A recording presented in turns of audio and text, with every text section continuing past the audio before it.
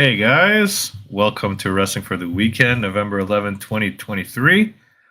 Here with Chris, back from a big night in New Japan. How's it going, man? Yeah, what's up? I was live at New Japan Strong Lone Star Shootout last night here in Dallas. It was a great night. I had a blast there. I ended up with the front row seats, basically third person on the commentary table is where they put me. I bought the early, like the whatever, the fourth, fifth row, whatever, the farthest floor seats I could, which was good because they were actually checking, because you either had to go up to get to the bleachers or go stay on the first floor and go to the floor, and they were checking your tickets just to make sure you actually had floor seats where you could go to the floor.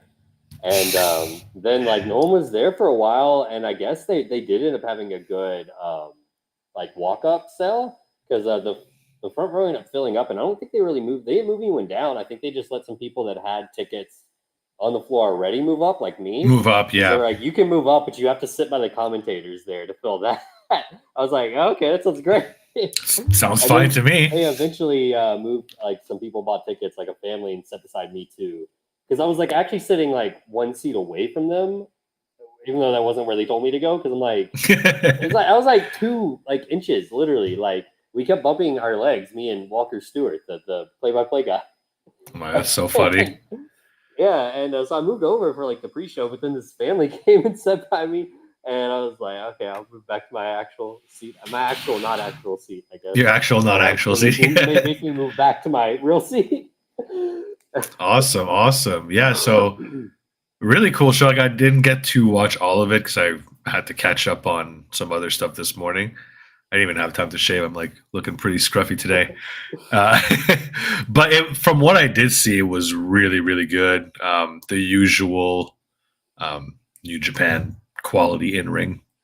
The 2 matches that I managed to really watch in depth were the Eddie Kingston match against Kojima, which was really good. Mm-hmm. Yeah, and the Mike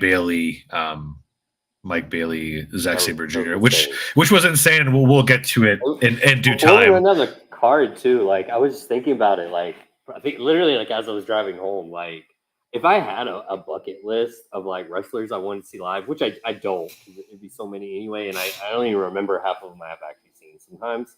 But I would have knocked out so many from this show alone. It's actually insane. There's so many first times. I'm 90% sure. I'm trying to think and make sure some of these weren't some of the smaller GCW shows. Shingo is really cool. I've never seen Shingo. Obviously, I've never seen Mayu Iwatani. That one is crazy. I've never seen Stephanie Vaquer. I don't. She probably. I like her from the one little I've seen, but I don't think she'd be on a bucket list if I had. Not yet. Mayu 100% would have been. Mayu definitely, man. Junior, absolutely insane seeing him live. I've seen Speedball a ton. Otherwise, he would be. Yeah, me too. But I've just seen him a million times at this point. It never gets old. Moxley too. I've seen him, but I've even kind of been close to him at a GCW show. But this was next level, because even though there was a barricade where GCW there's not, I was standing room there. Yeah. But he was right up on the commentary table talking with the commentators, and I'm right there.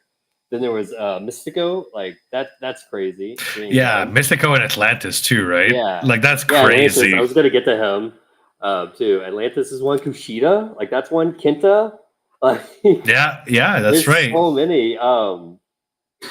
Let's see. I think that's and Filthy Tom Lawler. That's amazing. I don't think I saw him at any of the shows over the Collective last week or last year. I think if I've seen him, it was odd because I don't think he did the Collective much. I think he mostly did WrestleCon.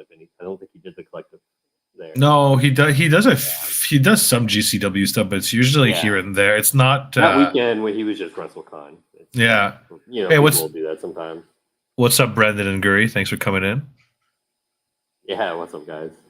Toru Yano. I forgot about that one. That's crazy. I'm actually legitimately jealous about that. Yano match live. Honestly, the match was probably shit.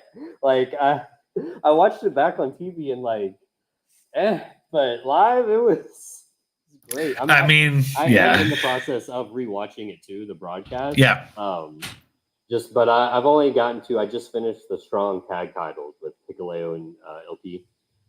So I'm going to get to Mystico and TJP after this. But it's cool watching this one back. Even though The broadcast, I could see the broadcast from where I was sitting because I could see the monitor, the iPad they were using for the For commentary. the broadcast, yeah. Yeah, so I could see that. That's all I knew when I was on screen a few times. And it looked dark, but I'm like, maybe it's not that bad. It's pretty dark. It's pretty dark. What was really bad, and what I definitely can tell now watching it back is bad, was when they were outside of the ring. Like inside the ring's fine, like you can see the ring really well, it's lit. But outside of the ring, it's like they needed to turn up the at least like some ringside lights, and they had them. Like they would use them sometimes in between matches or whatever. Like I don't know, it was just really weird that they chose to do that. Yeah, like I don't mind the small scope of like the stage. There wasn't really a stage, whatever. I don't care about that. That's fine. But on the, like you said, on the outside it was really dark. Like you were saying, like, oh, maybe you can see me on Mox's entrance. You can't see shit. Yeah. Anytime there's a shot in the ring where I would be extremely visible, but if the wrestlers are in the ring, there's no depth, there's no light. They're not close enough. It's just black. There has been a few shots I've seen. They did a close up of the announcers talking, and I'm just right there, obviously. Yeah. And they did. There's been a few where the wrestlers were right on that barricade doing like chops and stuff, and I'm right there too. But yeah, like they have to be right by me to really see. To see you, yeah, black. Yeah. It wasn't like you said. It's fine for the in-ring action, but like it makes it look a little too like empty arena, even though there's people there. But like because it was empty for like that pre-show. There was my whole row was actually empty besides me, and I'm front row, but not like I'm on the outside of the floor still, so not like ringside kind of, even though I'm first row. And but there was another row on like one side of the ring, like where the wrestlers would walk down, to get to the steps that they had laid out, and it's just empty. But after like match 1, 2-ish, like they were pretty much filled out. Like, and then like I didn't really notice it until it was already done. But I looked over one match, I'm like, oh, the whole floor is just filled. That comment played.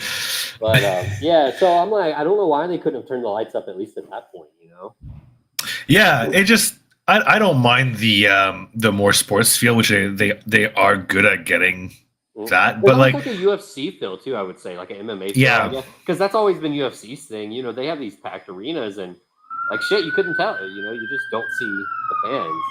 But even then, there's some lighting, like even it's like a very dim light on top of the first few rows. It's more their camera. The cameras is why you can't see the way the octagon's raised. But yeah, and even New Japan in Japan when they have small crowds. Like it still has that same feel, but it'll just be really lit up, and you can see how empty some of the building is, and like it's fine because it's just nobody cares. It's loud anyways. Yeah. Exactly. Like, but it was really cool too. I want to say before we actually start the show too, like meeting Walker and Veda, talking to them just for a little bit before the show. Obviously, couldn't talk during the show because they're mic'd up. Of course. And like I was reading through Walker's notes. He was like showing me them and stuff, and so that's really cool.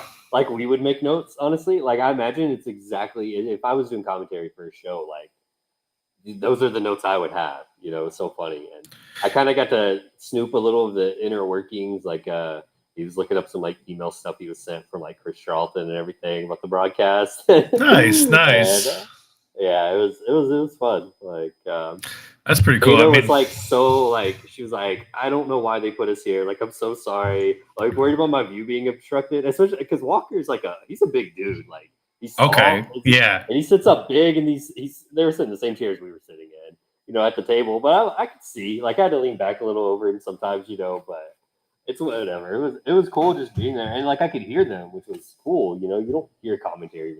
Never live. Never live. It wasn't annoying at all. It was actually really cool. That's really neat, actually. I would have loved to pick their brain. Just glance at the monitor when I was curious, like what exactly was being shown on the screen at the time. Yeah. Like, are they showing these wrestlers walking away? Is there a video? Like what's going on, that kind of stuff. Especially during the downtime, that must have been pretty interesting to see what's going on TV. Yeah, that was something like I never would have expected to ever have a seat like that in any show. Like I honestly, I definitely would have picked that seat like on a map which I didn't anyway, but the map did not say that's where the commentary table would have been. It honestly would have looked like a great seat because you're right on the end of a not centered like first row section, but still like you would be where you could lean over the rail and stuff. And I could have But the announce table was there, so I couldn't. Really, you know, like, but it was cool. Like, I didn't have an issue with the seats at all. That's awesome.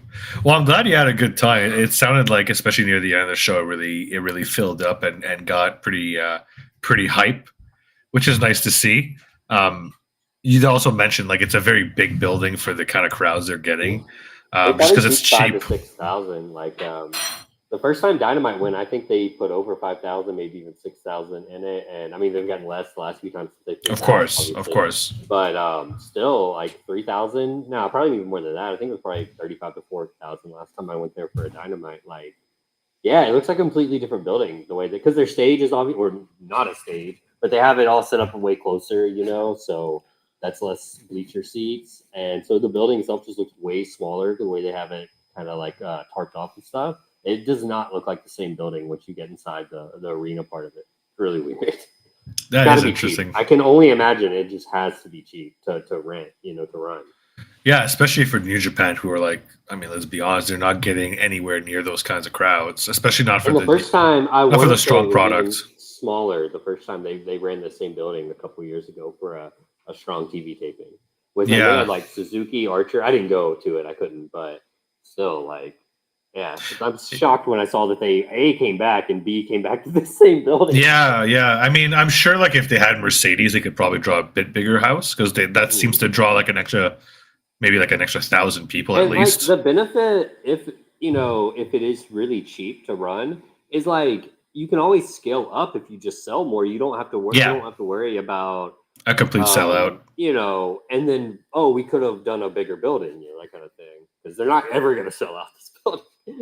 Yeah, no, there's no way. Not they'd have, even if they brought up all the stars and it was like a new, like maybe if it was a New Japan, like a proper New Japan pay-per-view, but even then it's a niche product in the States. It just is. And too, like, I thought there probably was about 1,000 people there, but a lot were like not on the floor seats. The bleachers themselves filled out pretty decently. Yeah, but like, you aren't seeing a second of them on the broadcast. You could not tell if they're there or not, you know? Yeah, that's a bit of a bummer, but yeah. I'm sure there's still good seats in the bleachers, though. Like, it's probably got a pretty good viewpoint. It's actually really good visibility in the bleachers. That's where I always look for AEW. I've never had floor seats for an AEW show, though. Only once for me, and it was a mixed bag. Like, I was by the railing, but I was like maybe 5 rows deep. So like, if you're not first row on the floor, it is pretty like And I'm not a tall guy, right? Like I'm 5'6", 5'7", so if there's some tall people in front of me, I'm not seeing anything. So a lot of the broadcast, I was looking up at the video at the Tron, but it was awesome during the entrances, like having like Hangman and stuff, like literally like not even 10 feet away from me. Like that was pretty cool. That's the best part. That's why I like getting first row so much. Is the wrestlers, they're literally just like right there. Like, yeah, you I don't know, man. They're just so much bigger when you're that close. It's crazy. Or smaller in some cases. Or smaller. But like Hangman, for example, like he's a big guy. Some of them are shockingly big. Like, I remember, I'll never forget Bishop Khan he wasn't in Mogul Embassy or whatever at the time, or even the Gates of Agony then, but he wrestled like a dark match against, I want to say, I think it was Adam Cole. Like not a dark match, like for AEW Dark. It was taped when that was still right. At a show I went to, like I think it was a Dynamite taping last December or so, and I was like, "Holy shit, this guy is huge!" Yeah, man, that doesn't shock me too much. Like he's a big guy, very muscular, especially compared to Alexander. That is another one. Like, he's huge. Oh my god, yeah, that was a really tiny Glory Pro Wrestling show at the Collective last year. Glory Pro, man. I want to say he wasn't the main event. He was like second semi-main against Warhorse, of all people. But yeah, it was crazy. Warhorse is small too, so that probably made him look even bigger. There's a few guys. Yeah, we could start running this card. I can go. I won't spend a lot of time on some of the matches, but just kind of my thoughts match by match being there live, and then the ones you've talked about, we talked about more. Yeah, and we can talk about like a bunch of other New Japan stuff, like from last week, and like to Wrestle Kingdom is leading into Wrestle Kingdom too. Yeah, that's right. Speculate, because I mean, I think they'll try to defend most of the titles on Wrestle Kingdom. You can argue whether all of them should be or not, but even the strong ones, I think, will get some defenses. Maybe on a pre-show, I don't know, but we'll see about that. But yeah, anyway, so the opening match on the actual pre-show it was your very basic pre-show match. It was Matt Vandegrift beat Barrett Brown, which I feel like I've seen Matt Vandegrift maybe on some strong stuff, like maybe just one or two matches. He looked familiar, but I can't really recall it. And Barrett Brown, I've seen him strong too. He was part of like the Stray Dog Army thing. He's actually from Texas. I was kind of surprised he lost this match. Yeah, I've heard of him. He's also a heel, so okay, fair enough. Yeah, but it was fine. It didn't even go 5 minutes apparently. I was still kind of getting situated with the announcers while this was going on.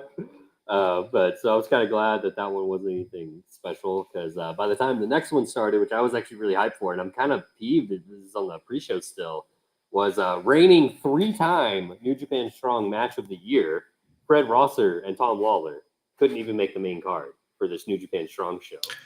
Ridiculous. Man, the way they've been treating Tom Lawler in New Japan has been a bit whack. Them, honestly. Like, yeah, Fred Rosser too. Like apparently trains at the dojo. He's probably like, happy about that and getting paid, but still, both of them should have been in the G1. Fred Rosser was not, right? I know Tom Lawler wasn't.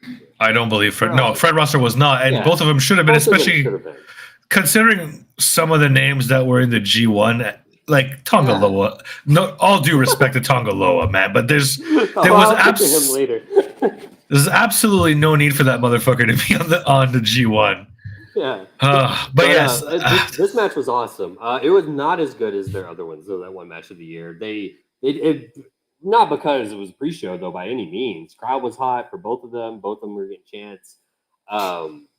It was really good. They always have good matches, and it was awesome seeing Filthy Tom Lawler live. I'm a big fan of him. Yeah, me too. He was great. During his entrance, he had to stop and ask the commentators where the hard cam was because he didn't know where he needed to do his pose. Did he do the double Daisy Dukes thing? Funny. Yeah, he. I think Rosser they got in each other's face, so he didn't get to do it for the intros, and he did it halfway through the match. And bro, the ones he had on under. They were like painted on. Shit was oh no! I love that guy. I've seen him in a few indie matches, and I think I saw him on ROH. I want to say he was on an ROH taping for Collision. Well, the night before. Oh no, he did that dark. Well, he could have done ROH too, but I know for Forbidden Doors, since he wasn't able to fight Cole, he did a.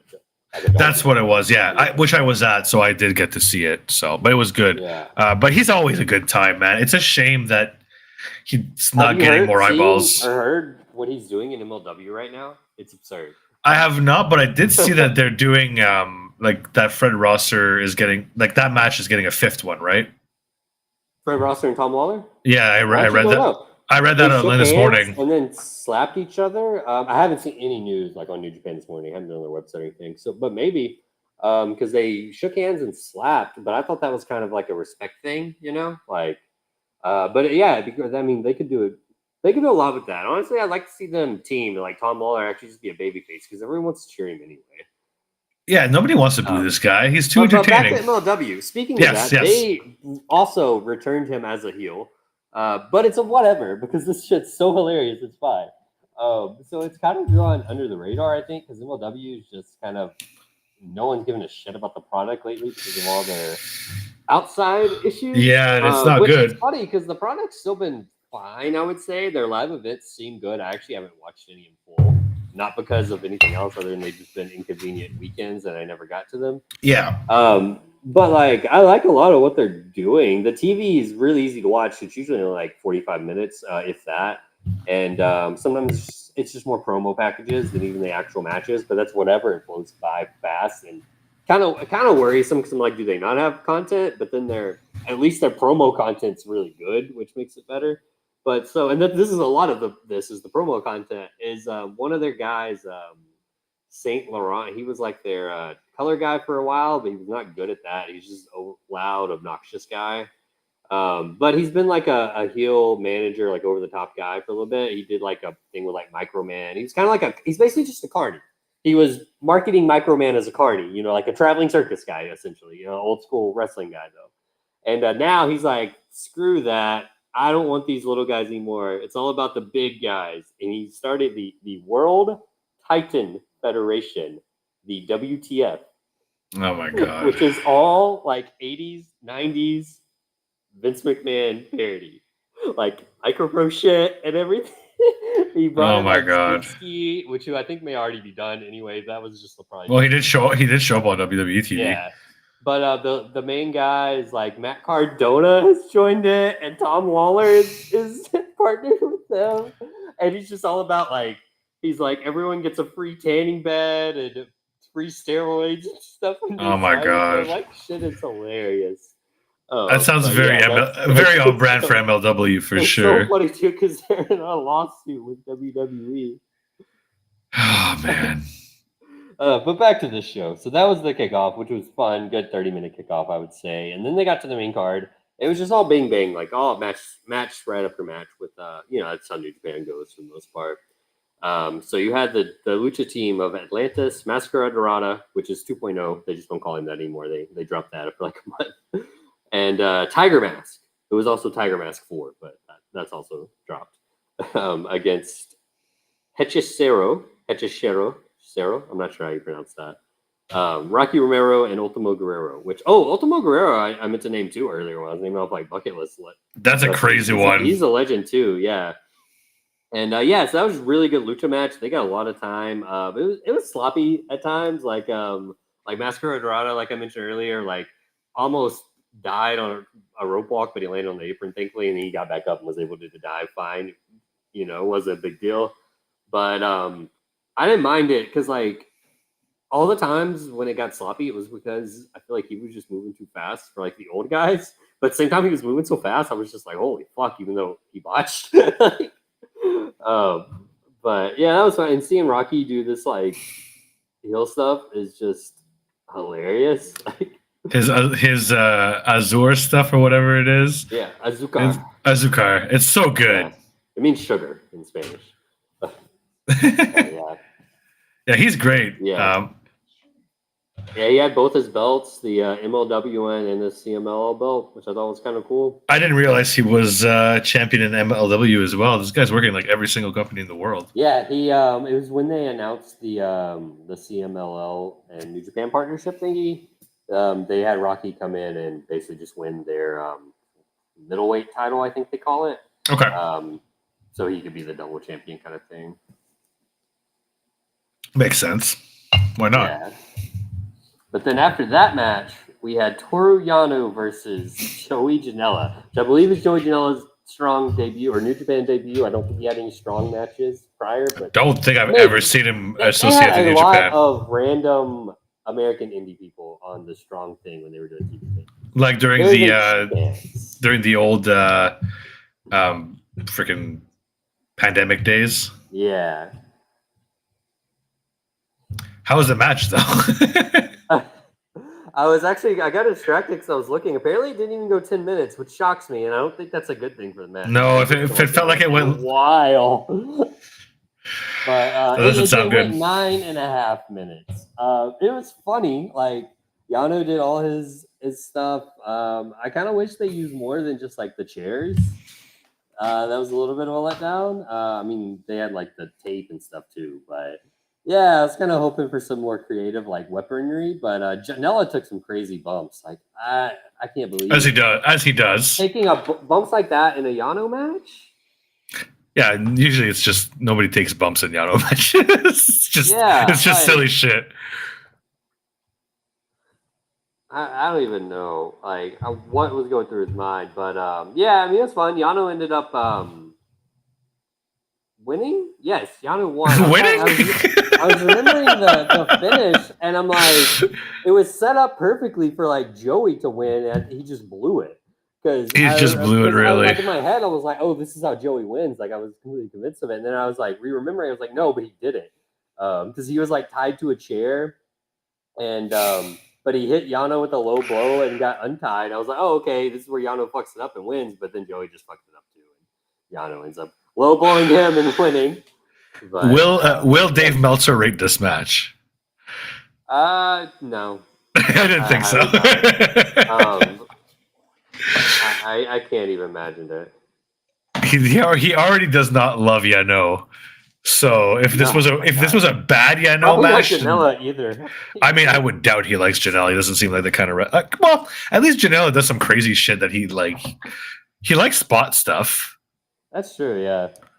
But anyways, we can. That's that. It was at the last match of the pre-show. No. The pre-show actually ended with Filthy and Rosser. Those last two matches were main card. This is main card. The Lucha match and Yano and Janela was main card. Okay, that's a choice. Yeah. Now, granted, Fred Rosser, as I have the card pulled up, Fred Rosser and Filthy did get like the third longest match time of the night. Okay, interesting. Though they were pre-show. Maybe fourth, because it was right around what the Lucha match also got, but it was right around that, where everything else was definitely shorter. Yeah. So, well, the Rocky stuff, don't get me wrong, I actually don't mind that being on the main card. It probably should be. But yeah, I would have definitely swapped the Yano match with the Rosser match for sure. Yeah. But after that, we had our first Bullet Club action of the night, which was awesome seeing them, the War Dogs, I guess. And Chase Owen. I don't think he counts as a war dog, even though he's still with them.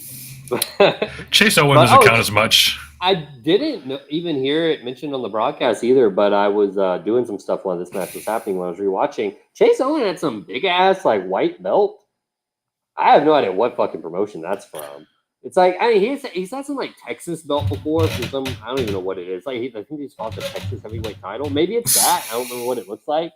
But it looked weird. I mean, it looked kind of cool, but yeah, just big ass white belt, and I'm like, that's really random to put on. Chase have, but pretty anyway, random. The whole team was there was like, it's so funny trying to keep up with who is champions in New Japan, and then New Japan is also, I don't know if it's them or just whatever reason, but the talent tends to bring their outside belts to the New Japan shows more often. It seems, where other promotions they just kind of don't.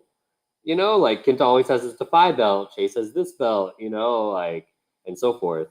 But yeah, anyway, so it's Alex Coughlin, Chase Owens, Clark Connors, and Gabe Kidd. So Clark Connors had his junior tag title belt, and I was like, what the fuck is that for a second? And then they were against, and then like I said, Chase Owens had his belt, and then Kenta has the Defy belt later, and Stephanie Vaquera had two different belts. I'm like, yeah, because she's already double champ, right? I don't know what. I know CMLL is one, but I don't know what else. Isn't she MLW champ? No, that's Janai Kai right now. As far as right. I'll go check it. Let me double check. Yeah, and I'll read off the babyface team real quick, which is the Gorillas of Destiny, Tama Tonga, Tongaloa, and the Intergalactic Jet Setters. I love that tag team name of Kevin Knight and Kushida. This match ruled. The Bullet Club, young guys, I'm not counting Chase Owens. I could have done without him. I really don't have anything positive to say. But him and bro, it was such a fucking rib. Before the match even started, I made a post. I was like, "Oh hell yeah, I get to watch a Tonga Loa and Chase Owens match live." Ooh. And they started the match. Fuck off! Why? Why would you do that? Who booked this shit? That's terrible. So bad. God, they both stink. By the way, she's a double champ in CMLL. She's also tag team champion. Oh, okay, that makes sense. Okay, so CMLL has a fuck ton of them. But anyway, so this match ruled. The young guys in the Bullet Club, especially Gabe Kidd. Gabe Kidd rules. Gabe Kidd fucking rules. Yeah, just trolling the live crowd. It was so awesome. There was a spot I told you about it where have you seen where Kushida and Kevin Knight do this thing where Kushida does the assisted springboard where he'll like pull the ropes up as Kevin Knight flies off, so he just jumps like 20 fucking feet in the air, it looks like. They did that. Someone ducked. I don't know if it was Coughlin or Kidd or whatever. And Clark Connors just kills him midair with a spear. Bro, I gasped. I was like, oh my God. I thought he was dead. Yeah, I caught most of this match, and it was really fun. Really, and it was short. Winning, obviously, yeah. It was short, right? It's 10 minutes long. I think just about every match went about 10 minutes after this. Right. The main event and the TV title match. And a TV title, yeah. TV title went almost 15. I think it went like 14:53 or something like that. I knew. We'll get to it more when we get there. But I knew it wasn't going to end in a draw. So I'm like, they're just not going to do a rematch. Like Zach has too much other stuff he wants to do. You know, like this is his one speedball match. As much as I would like a rematch, like it's going to be one matches he wants to do. You know? Well, yeah, he can't hold that belt forever, right? Yeah, he wants to do 20 title matches by the end of the year. They said, you know, and I mean, he will. He's going to get there. But anyway, yeah. So, but yeah, that match was good, and then we'll move on to the strong open weight tag title match, which was next. And did you know that the champions, who are the Gorillas of Destiny, apparently, I didn't even know it was them. ELP and Hikuleo. No, it's Oh. ELP and Hikuleo. Wait, they're called Gorillas of Destiny? It's a whole unit now. It's not just the tag team.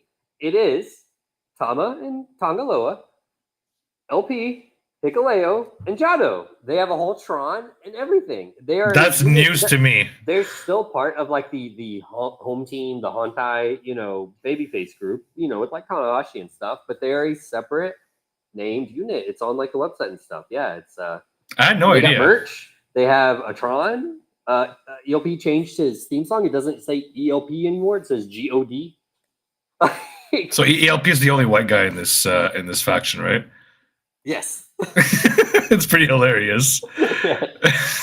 I mean, I don't hate it. I don't hate it.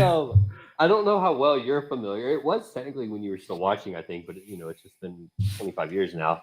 In 1999 WWF, they had a the corporation, the man stable that he had. Well, they had guys that got kicked out of it, like Ken Shamrock, I think, Tess, Big Boss Man. I want to say Mick Foley was in it. And they called them the Union. They just formed a stable of guys that got kicked out. That's what this is for the Bullet Club. Oh shit! It is a bunch of Bullet Club rejects. You're right. Yeah, they all got kicked out. Damn, I didn't even realize that. That could be pretty cool if they bring that back though to like a 5-on-5 at some point. It's a cool group. I do enjoy them all being aligned. It was cool the way they accepted LP2. Because they did a thing where he has no friends because none of the babyfaces like him, even though he's not Bullet Club anymore. Because he was a jerk. These guys get it. Because they're also jerks. They did defeat the Minnesota Wrecking Crew. That was the Minnesota Wrecking Crew. Is that Grim tag team? Yeah, he would know them for sure. But anyway, the West Coast Wrecking Crew of Team Filthy's Royce Isaacs, Jarrell Nelson. This match probably had the least heat of any match on the card. The West Coast Wrecking Crew really didn't. They got heat, like boos, throughout the match, which was good. But like they had to do like stuff to get it. Yeah, there was no real like heat. Like they were for them. They were wearing very, very small trunks. That is the Team Filthy gimmick, bro. I'm telling you. Man, if you like booty, there was some big old booties in this match. Yeah. No, they do it on purpose. I swear, it's hilarious. But yeah, I thought the match was actually really good. Hikuleo and LP they're really good as a tag team. Hikuleo's kind of growing on me. Yeah, I think especially in this role, and he's actually had good singles matches too with the right opponent. It's still with that caveat, but he's still better than Tanga. This is okay. I forgot about it, bro. Tangaloa, he really looked bad in that match live. He sucks. I'm sorry. I don't like saying that, but like he sucks really bad. Tama looked good. Like I don't really have a bad thing to say about Tama. And he's super over, like you said. More like bored with him in New Japan. Like kind of booking wise, he's done a lot. I don't really know what I want to see him do, but like in ring wise, he's been good. He's had good matches this year and stuff. Like I don't really have a negative to say about Tama there. And he was really good with the live crowd too. I will like talk him up there, and I think that's why everyone was so hyped for him at the end of the show too. But yeah, Tangaloa, like he looked as bad as Chase Owens to me, who I don't think has looked good in forever. Every now and then he'll have like these like spurts where I'm like, oh, okay, but yeah, like it was not good. Like it was he's like there were the two worst people on this card. Like there was no even close third.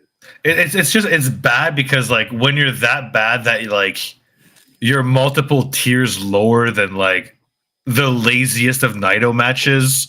Like it's not. Kenta has had some pretty stinker matches from being lazy. But him being lazy is still like passable. You know what I mean? Like it's not fun to watch, but like it's not fundamentally terrible. Tangaloa is just bad. Like he's just boring. To the point. Yes, please. Hikuleo has improved a lot, and I think this tag team is like really good for them. I hope they have a Wrestle Kingdom match. I'm not sure what it would be. Maybe it's just maybe they can do a 5-on-5. Do the Gorillas of Destiny we talked about against the Bullet Club team. Yeah, it was just Finlay won't be involved, but the rest of them could be easily. They got other people, You can throw some people in there somehow. I guess they could. Gato maybe can be in it to counteract Jado. I mean, they could also maybe unite some of those tag belts because, like, do you really need 3 sets of tag belts? If they're not gonna have the strong TV show, like I was for the strong tag titles when they first came about, but then they canceled the. They had a TV show, Not gonna have the strong TV show. You don't even need the strong title that Eddie has. Like it's pointless. That's why it's an AEW instead. Fuck. Yeah. For the most part. I mean, but Rocky really wants to bring the TV show back. He brings it up all the time. So if he gets it back, then yeah, those titles will be more important again because there'll be something for those TV tapings where you're not really going to have champions come in like you will for these pay-per-views, you know? So, so I'm kind of just like whatever with that. But yeah, they're so pointless. Those strong tag titles are like the most pointless belts in wrestling right now. They should, I mean, I don't know how feasible this is because it sounded like it was going that way when Tony was talking about ROH like last year when he was talking about a strong New Japan contingent. And like I got the feeling, and we've talked about before, me and you and a few other people, like it would have made sense to maybe blend those 2 shows into one show and like have ROH and then you can fuse those belts and obviously just keep the ROH ones because they're better. Well, and too, like, but still, when Strong had their TV taping schedule, it was filled with people from ROH and formerly that were working ROH at the time or that are working ROH right now. Like, yeah, so it just made sense, right? It was always that, yeah. And you've got Shibata as champion right now, still. So like, I don't know. I feel like that's maybe that's still in the works, and like, or I mean, if that's not even plot, what a reason that can happen, do it with MLW. You know, like you could do it too. Both companies could benefit, either ROH or MLW and New Japan, from combining with one. You know, like. I agree. Both, so. It could be one of those things, like just to go on a like Tony tangent for 2 seconds. It's like it's one thing he does a lot, right? Is like he'll kind of hype stuff or tease stuff before it's in the bag. I find, and this feels like it could potentially be another one of those situations where he may have gotten a little too excited about something that wasn't actually near completion. But who knows? We'll see what happens. Anyways, that's just an aside about this. These belts. Yeah, I agree with you on the strong belts made sense when they had a show. Now that they don't have a show, it's like, do you need C grade titles? You already have literally, what is the purpose other than being a prop for the people that hold them? Like I like the champions. Don't get me wrong. Of course, but like you can have Eddie versus Kojima as the 4th match from the top, 5th, whatever it was, without a belt on any card. It will be just as good. You know? Yeah, and it's even worse for the women. They added 2 women's belt that are almost never defended. I know they were defended tonight, but like Julia barely defends her belt. Second defense of Mayu Iwatani's IWGP. Yeah, for like the last 6 months in like May. Yeah, it's ridiculous. The belt makes they're pointless titles. As in a whole other tangent, the whole women's stuff with New Japan is kind of a joke, but. They're not taking it seriously enough, in my opinion. I'm afraid there's going to be another 5-minute match at Wrestle Kingdom, and that's all we're going to get. It's going to be really upset. I think there will be a women's match at Wrestle Kingdom. I think at all. They're doing a Stardom show the same day, trying to capitalize. I think it'll be a good move, like more or less. It's just weird not to have the women's match, but it'll probably be better because it would have been a 5-minute match most likely. Now you will have a Stardom show of quality women's matches that might one up Wrestle Kingdom. Who knows? Maybe not. Wrestle Kingdom looks really good. But, I mean, it won't. But it'll be earlier in the day. Sorry, but it's basically what All Japan Women's used to do way back in the day when they were at their peak. As the most popular women's wrestling's ever been in Japan. They would run a show the same day as like right before January 4th show before it was called Wrestle Kingdom and stuff. At I think it's forget the arena. Maybe it's Korakuen Hall. I don't remember, but same arena. And it's actually funny though too because Tokyo Joshi Pro announced they were going to do it, and they had the same kind of thing, like do the historical thing. This was before Bushi Road announced that Stardom was doing it too, so they kind of that sucks for TJPW. They're gonna get smoked, unfortunately. Yeah, but I think you might be right that might be better because it was almost insulting last year. Japanese like podcaster people I listen to were like, "This will be a better show. I'll enjoy this show more," but like we're also kind of a joke though, you know? I mean, yeah, like last year, like I was insulted by the length of that match. Like it was not cool. Me too, especially because the match was still so good for that in the league. Like, I know, and it got a lot of hype. Yeah. So yeah, if that happened on like a American pay-per-view, people would have lost their fucking mind. They would have been pitchforks out for sure. Especially, and can you imagine if it was exactly like it played out? Like if it's an AEW pay-per-view and that match happens, it's like Jamie Hayter versus fucking Toni Storm, 5 minutes, and then Mercedes Moné debuts with how like polarizing she is anyway. Like, and botches her finisher. The haters that hate her so much anyway would be losing their minds about her one-upping, because they only get a 5-minute match. She has to make this grand intro, all that. It was. They would have been like, freaking Sasha took all the time away from the women's. Oh my god. I have a headache just thinking about it. Yeah, and they really didn't get a lot of flack from it. I mean, people complained like at the time, but it's not like it's like, it's not like it's like, oh man, remember when they did a fucking Wrestle Kingdom? Like no one really remembers anymore. No, because people watch Wrestle Kingdom to watch top tier Japanese men wrestle, so like there's not a huge incentive, right? Even though it was in America, and obviously that makes a big difference. They kind of made up for it when they gave Mercedes versus Kyrie like fucking 25-30 minutes at the American show. Like, that was great. Yeah, thank goodness. That was a great match.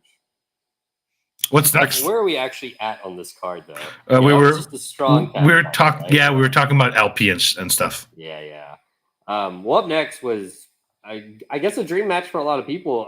I'd almost consider it one is Mystico against TJP, and they just wrestled a what I would call like a more Americanized lucha match, as in it had a lot of brawling mixed in with the lucha spots, which was great. Made it really, really good. I thought I'm not sure if it was an Easter egg or what, because TJP just does this sometimes, but he did more of it this time. He was specifically targeting Mystico's fingers. And you know the story of when he famously or infamously called off that Raw match when he was with WWE because he dislocated his finger. Not even broke it, just dislocated it. Popped it right back in backstage when he walked through the curtain. I think Vince almost fired him on the spot. Oh, man. But I didn't know if that was like a little Easter egg by TJP or not, that he was working the fingers for so much of the match. But it was really good match. Like, I actually have a lot. I'm nothing bad I think I could say about it. Like, Mystico was super over. TJP was pretty over too. And just really smooth, I would say, like everything. You can tell both of them have been doing this for like 20 years, That's nice to see TJP like come into his own in New Japan. Like I was not a huge fan for a long time. I'm still not a huge fan, but he's a lot better here. I will say, so like when I first watched TJP like forever ago, like 10 years ago or so, maybe a little bit longer, like I liked him. He was cool. And like he used to respond to me on Twitter some too. Like whatever, that was still like in its early days before it got super big anyway. And so I was like, oh, yeah, he's cool. I'd see him pop up in Ring of Honor every now and then. Then he got like he went to TNA for a little bit. He did like the whole suicide. He was a guy playing suicide and stuff like that. And then I stopped watching wrestling. Came back. He's in WWE and stuff. I was like, oh, good for him. But like, yeah. Then I kind of like didn't care for him as much when I was seeing him in WWE. I'm like, good matches. But, like this dude just fucking annoys me. The gimmick was not good. He was also annoying on Twitter. Like, he was like.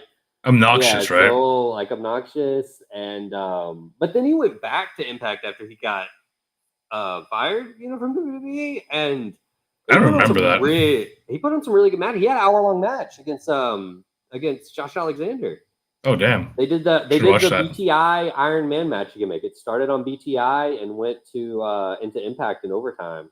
The broadcast for the X Division title during Josh's long reign before he won the world title. Oh yeah, it was like their match of the year that year. I don't know if it won the voting, but like it's what I voted for. So it was pretty crazy. Yeah, it was really good. I think he actually ended up leaving not long after that to do the New Japan full time. But yeah, even I remember when he joined the United Empire, I was like, that's kind of lackluster, Ospreay. Really, you like TJP that much? Well, it's because it didn't feel like a good fit at the time, only because of his personality. But now it does. Now I look back in hindsight, and especially the team with Francesco Akira. I've heard people like I think Meltzer was one of them, but I've seen it way before then. Like on Twitter, say that they're like one of the best tag teams in wrestling today, and I think I agree. Like I've never seen a bad tag team match between them. They're really Akira is probably one of like the biggest like less known amazing wrestler out there. Like even I don't know him that well. But he's amazing. Yeah, he's really good. Yeah. Very charismatic as well. Mm-hmm. But yeah, so but I don't have a lot to say much more about the match. Like, it was super cool seeing Mystico. He did all his like stuff. TJP, did all his usual stuff too. A lot of submission, like groundwork, lucha stuff. Like what is that style called? They always say it when Angelico does it. That kind of stuff. Though. But I always forget what it's called. Really cool match. Navarro or something like that. Yeah, that sounds right. And Mystico was super over. That's awesome. Surprisingly.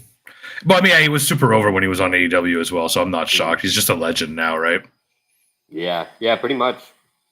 And I mean, there was a lot of like Hispanic people in the crowd too. Of course, the luchadors were just super over for. Like, they were doing in the first match, like the Hechero guy, who I don't think I've ever seen. I know he's like old, has been in CMLL forever, but I don't think I've ever seen a match. Like, so I know he's kind of got that legend status. I just don't know how up there he is. But they were doing his taunts and everything with him. It was so cool. Damn, what do we have next? I was just looking at Stephanie.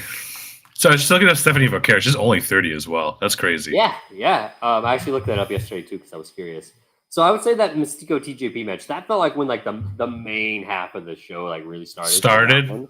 You can maybe argue that was the main event of the first half though, because the next match was Eddie versus Kojima that we've already kind of talked about for that strong open weight title. It only went 11 minutes apparently, but it was short. Yeah, they just killed each other. Like, Kojima looks so good. I can't believe it, man. I can't believe it. I'm blown away by how good he looks in his big singles matches all the time. Because, like, when he just does the tag matches, he just kind of does, whatever.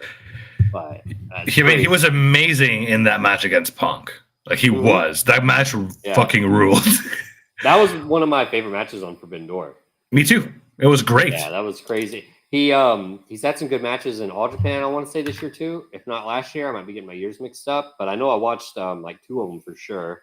And like main event long matches too. You can go, man. This one obviously really good. Like, it's just crazy. He's like 50 now. What? Oh, let me look at he's at least 50. At least. Yeah. Oh my god. And the pop for Eddie though, I'd be like remiss if I didn't mention that. But yeah, he's 53.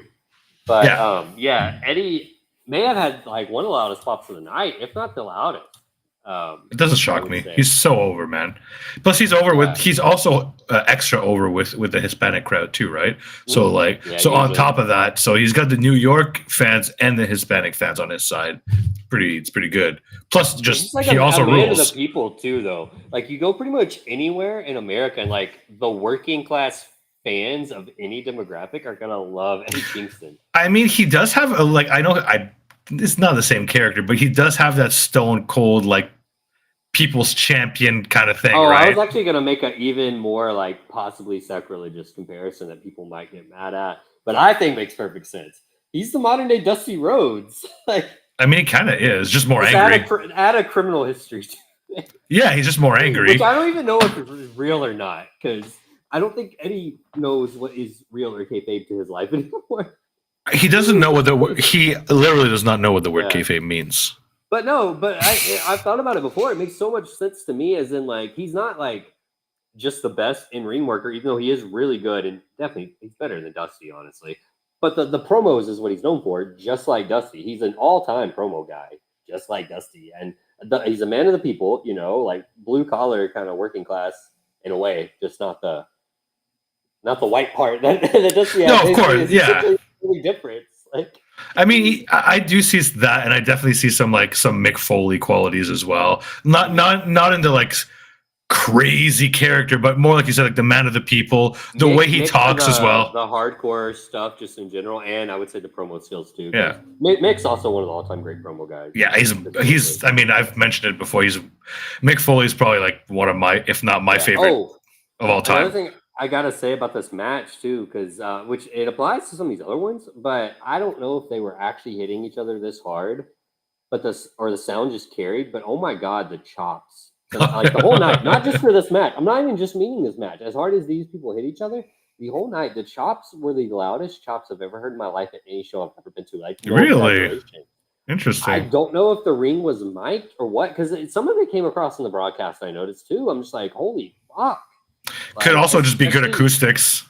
yeah, and when the crowd was quiet, which sometimes a few times it was on purpose, like they shushed before the chops, it was like holy fuck! It just sounded like gunshots. Like it was insane.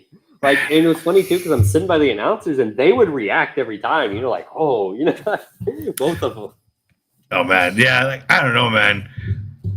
These New Japan matches always like it's been like it's the one thing I've noticed from people who come from New Japan as well, or who followed Japanese wrestling a lot. Like Eddie, obviously, but like another really good example is like just whenever Jay White wrestles, his chops just sound hellacious. They know like exactly how to hit. Like what part Yeah, of the hand. It's got to be something, or what part of the skin to hit to make the loudest sound. it's just disgusting. Insane. I love it, but it's disgusting.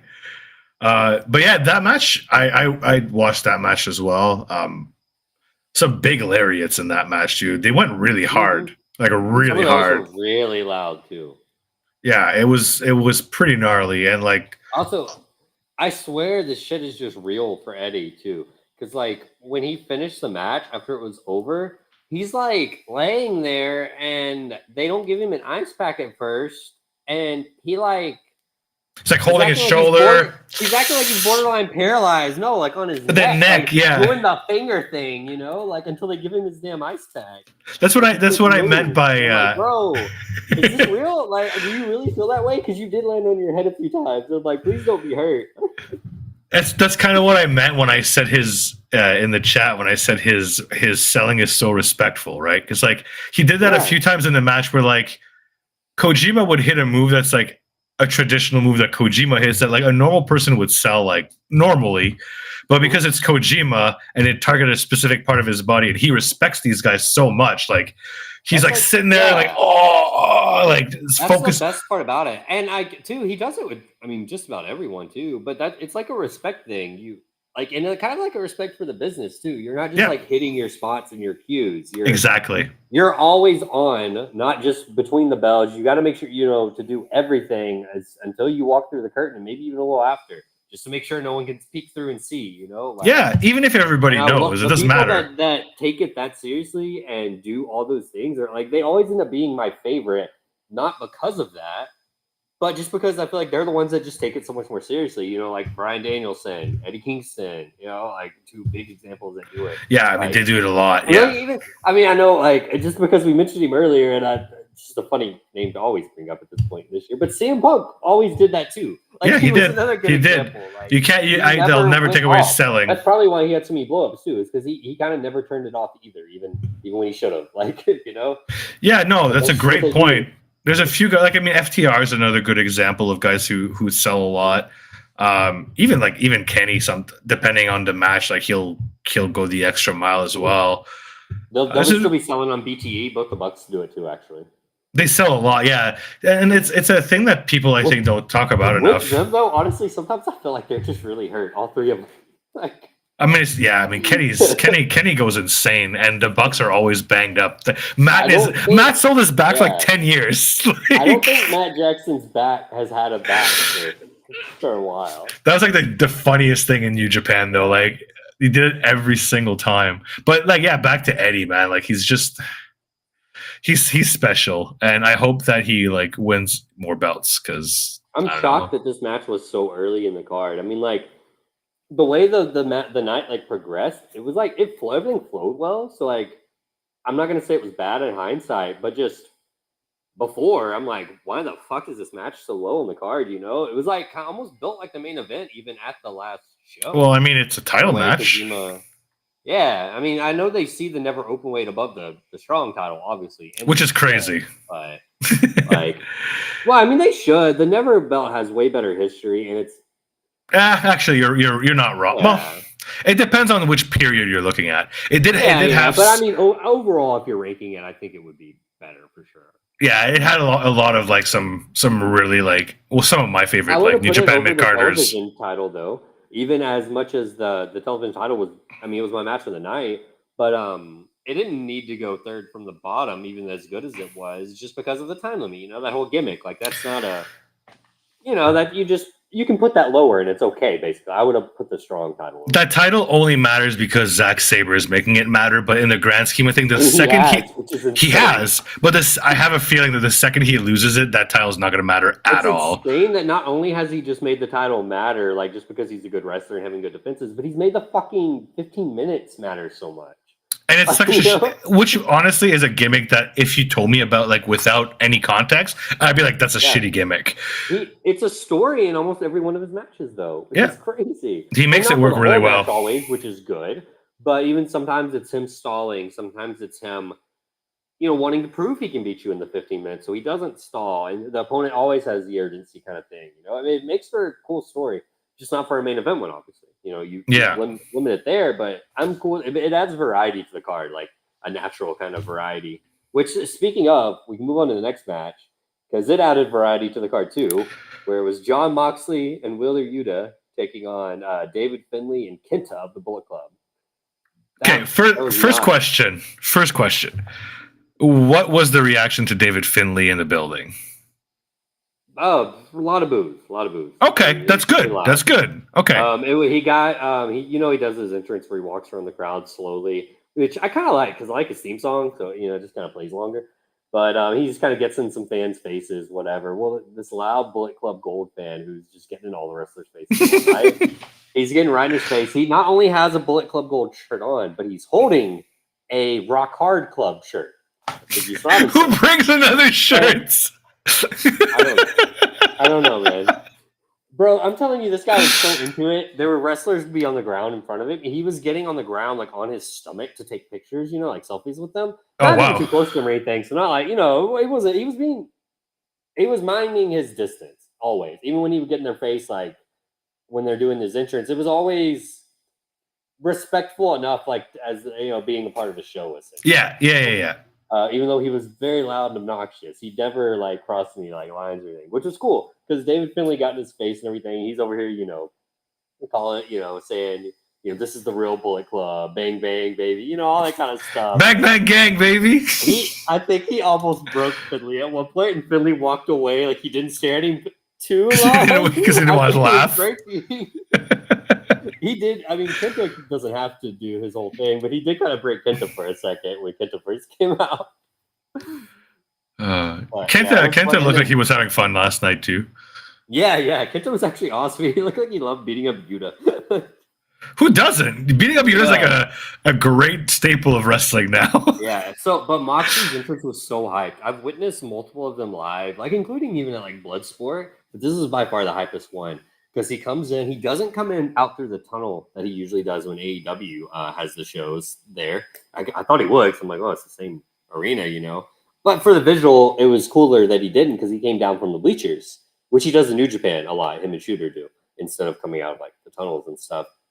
And so they both come down through the bleachers, like, and there were a lot of fans there where they came out, you know, so that looked cool. They climbed down. They're like, Yuta's like on my row on some empty chairs on the end, standing, taunting. So they're like right there. Moxley's walking around. So I think he's just going to keep walking around and get to the opposite barricade of me. Like I'm here, the one's here, you know, like on that same row. So I think he's going to go around there because like I feel like that's where he usually enters in AEW and stuff is that one. For some reason he comes back, him and Yuta both, and they walk down basically right where I'm standing, right behind the announcers. They walk down that way. And then go beside the announcers to climb over the rail there. I'm like, holy fuck, you know? That's awesome. Like he was very over, I'm assuming, right? Like very over.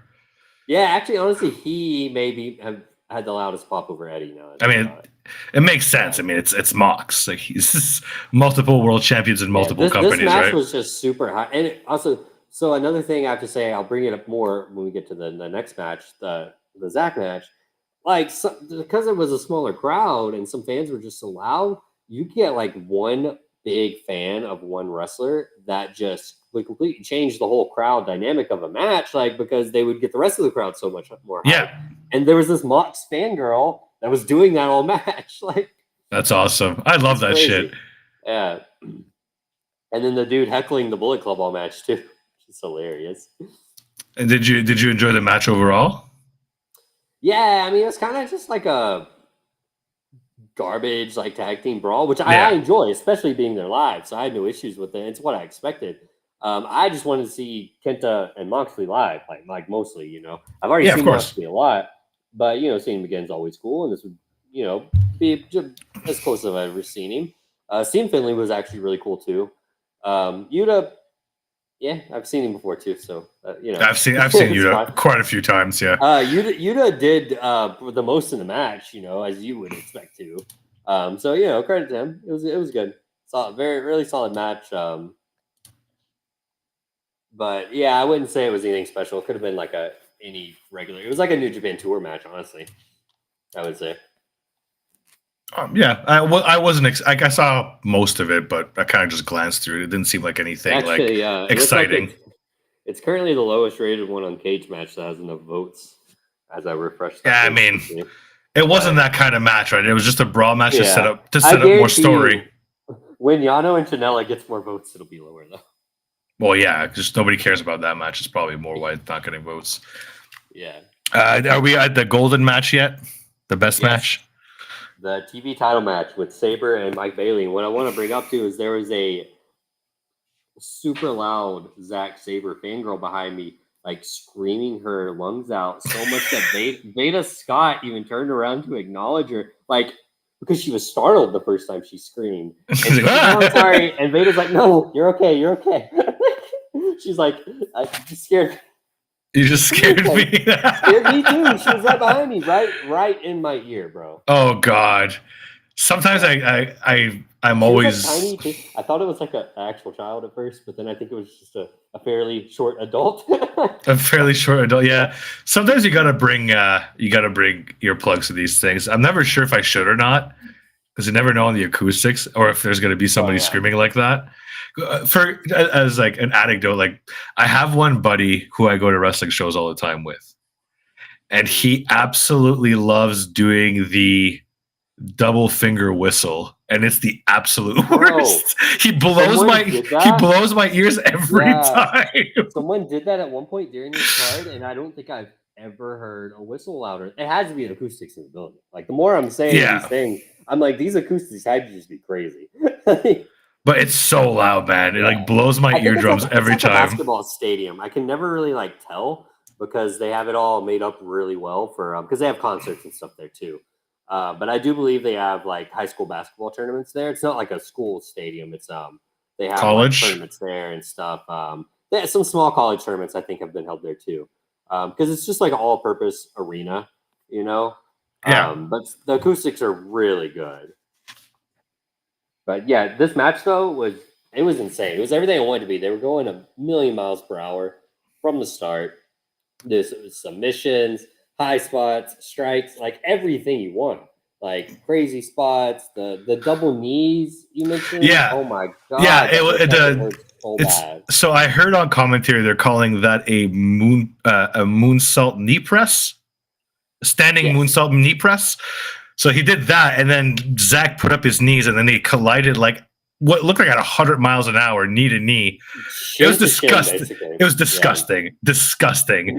One of the coolest spots. And then like they did it again, or not that specific, but he did it again on the apron, and then he did it on top of his back. The back would look bad too, because I'm like, oh my god, I don't. It doesn't look fun, man. But like, what was also impressive is how fast some of Zach's counters were, which tells you like how much he trusts Bailey to just flip with him and to just kind of go it. Like they had crazy. I know Mike Bailey has crazy chemistry. Fast. Yeah, Zach's always fast, but Speedball is obviously fast every match too. I mean, he's called Speedball. So much faster for Zach to do like his stuff, his counters, his transitions and stuff. It was insane to me. I was just like blown. I don't think I was very loud during this match, other than like gasping because I was just like, oh my god, blown away by what I was watching. You know. Like entranced. Like even the finish, he did the like tornado kick, and then like in one fluid motion, like grabbed his leg, did a full side flip onto the mat, and then into the submission. Like it was this match. Like honestly, like anybody who's a fan of either of these guys should go out of their way to watch this match. Like you have to watch this match. But even if you're not, like it's only 15 minutes, so anybody can enjoy this. You're not going to feel like you're watching. Like I know, like. people say some match of the year stuff, like not everybody's into the Omega. You can't just recommend 30-minute matches to everyone. Yeah, it's not everybody's jam, and that's totally cool. But this match, I honestly think anybody could enjoy because it had just the right amount of everything. It was crazy, man. I hope they do it again sometime once this reign is over. Because like I always say it almost every week we talk about Mike Bailey, but like I still think he's underrated. Like people are still not talking about it enough. I don't know if this is fair by like all the criteria, but for end of the year awards, because I was gonna do like if you do the thing like the Observer does, where you have a wrestler of the year, then separately you have a most outstanding wrestler of the year, which is basically in ring. You know, I like in my head all year almost. Will Ospreay has been the most outstanding, but then like I've been thinking recently, I've heard other people bring it up, like whether he is or not there. He's probably my wrestler of the year overall. Will Ospreay? Like, yeah, me too. He's good on promos. I would vote for that more of like a more like kind of like a guy like Roman or MJF that's been just world champion all year and two companies doing well. It's like hard for me not to say if your company's doing that successful, you're the one main eventing everything, you're having good matches too. Like I always just kind of gravitate to that stuff. But no, in this case, I think has to be Ospreay because he's also doing that with New Japan. He's not even their main champion. And then I'm like, he could still be most outstanding wrestler too. That would be more than fair to vote for him. But I'm like, honestly, that should be Speedball. If you're not going to do it that way, I kind of agree with you. He's had nothing but good matches. Nothing but good. He has more matches too. For one, I think that gives him more weight. If you're gonna divide those categories out and have a separate category for like a work rate one, he's had way more matches than Ospreay. You know, and all really good still too. Just not. He hasn't had the ones in the big stages. So. No, but he did wrestle fucking Ibushi, and it was amazing. For example, you know, like he did wrestle Ospreay too. He did, of course, he did wrestle Ospreay. Matches of the year. Honestly, if Ospreay wasn't doing his thing, I think it would be easily Mike Bailey. I saw someone say for match of the year voting this year, everyone should have a Will Ospreay match of the year and then a rest of the world match of the year. I mean, it's kind of. I actually kind of agree, though. Like, how else are you going to do it? You could have a top 10 match of the year and all of them be like you could have a list of 10 matches and they would all be Ospreay. I always like looking at the how the top 10 list like fluctuates throughout the year for like the match of the year on Cage Match. And yeah, like Ospreay has like 7 of the top 10 and like 4 of the top 5. You know, what are the other ones? Danielson's probably the other one. Danielson MJF is probably. I think I remember seeing Danielson MJF was the highest match that didn't involve like Ospreay. I want to say for sure, and maybe like no, I think that it was like something. I don't know. I was looking at the list, and it was like it was a while before I got to a match that didn't involve Ospreay or Danielson. Was the last FTR Briscoe match this year? No, final. It was 2022. It was right at the end of last year. Yeah, that's right. So that wouldn't be there. But you could. There's another one. There's the Danielson one, and there's the tag match from Collision that went like almost an hour. Yeah. I mean, that one's probably, I think that one's like up top 10, but it might even be like top 15, which is insane. Danielson and Ricky was really good too. Mm-hmm.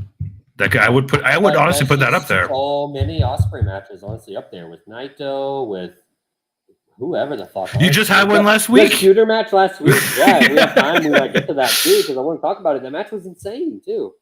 We'll get back to this TV title match. So I don't know if you have any more any more specific spots you want to talk about. I don't think I do. It was just the ending, maybe, because that was absurd. The timing of it and just the actual spots. Just how far he like whipped his arm, like his fingers were almost touching his arm. It was disgusting. Yeah. He must be double jointed or something, but it was disgusting. I think they've done spots like that before. Mike Bailey has not with Zach, but and another thing I really liked was very much like Eddie did. He like held his hand up like all grossed up after the match, and he had the ref like pretend to pop his finger back in. So again, showing respect to Zack Saber's submissions, which was really awesome. So I don't know. Just go watch this match if you're listening to this and you haven't seen it. Just go watch this match. That's all I have to say. You have to. It was amazing. Yeah, I don't really have anything else to add to that one, so we can move on to the women's match of the night. I didn't watch this, unfortunately, but I saw You the need one to. It bump. was so I good. saw the patented Mayu bump where she took a German suplex and like I landed don't on even her know which neck one. and like flipped. Yeah, Oh, that this was is- probably the worst she did, but oh my god, that woman. Mayu's crazy. Yeah, it was insane to see her. So Mayu Iwatani defended her IWGP Women's title against Stephanie Becker, which it was Stephanie Becker looks so cool like during her entrance and everything. She comes out, she has like these like Maleficent horns, which I think is like her usual thing. I don't think that was like a theme she was doing. I think she did them when she faced Mercedes too. She's also a great match. She's had two just outstanding New Japan matches. Maybe three. I didn't watch the Vegas show. She might be one of the best women's wrestlers on the planet right now. It's insane. She is really, really good. Like I'm like been amazed both times. And Mayu is like, I haven't even seen enough of her matches myself, and I've seen a decent amount still. God, she's so good. She was really over. Can't believe this was her like American debut, basically, or whatever. At least her American New Japan debut for this fucking small ass Dallas, Texas crowd. But was she over at least? Random, oh my god, yes! Like good. The girls were screaming, kids loved her. It was so awesome. Stephanie was obviously over too, of course, with a lot of like the Hispanic audience too. Which was cool, and like they knew her again. Like they clearly watched CMLL, the ones that were cheering for these luchadors, which I thought was the coolest part. Because they knew all the stuff they were supposed to cheer for and everything. But yeah, the match was great. They took some hellacious bumps. Like that German suplex bump, or it maybe even it was a German suplex, and Mayu hit like a dragon suplex at one point that killed Stephanie. Stephanie did the like the Madison Rain like move where you like hump their face and you slam their face into the mat. Yeah, she does that move. I knew she does it because I've seen her do it before. Oh my god, like she kind of like I think like the timing was off at first, so Mayu's head kind of like slipped out like from between her legs. But they got it back. But then, like that second time when she actually did it and she slammed her face, I thought she killed Mayu. Like, oh my god, her face smacked. So funny. The thing is, Mayu like bumps like just like walking up to the ring too. So it's like she just takes the worst. She takes the worst bumps. She's insane, and she's so small too. Like she's just like she was tiny. Like Stephanie was short, but like kind of like stocky. She was built kind of like Diamante, who she reminded Diamante, me of. yeah. I think also because her gear was similar, which also kind of made me remind me of her, and also hair wise too. But yeah, they're like built really similarly. But still, like so, I think Mayu may have even been like taller, but she's so skinny. She's a string bean. God. Yeah, she's a string bean, man. And she moves so fast too, which is crazy. She did a I can't remember what exactly kind of dive it is. I don't know my dives as well as announcers these days. But I think it was through the ropes, like suicide dive, like through the middle and stuff. And oh my god, it was funny too. All night the rails were like not secure at all. There was nothing keeping them from moving back. Able? Yeah, like other than being connected to the next set, like on the corners, which so the middle ones they would move 5 feet every time they got hit. They'd have like the young boys, I assume they were, try and like hold them as the dives were happening. But there was a few times they didn't get there in time. And oh my god, these rails were dangerous. Not where I was sitting because I was on the corner, so they didn't move. But like holy shit, and this was one. Those rails went flying. And Mayu obviously won. I assume. Yeah, she retained.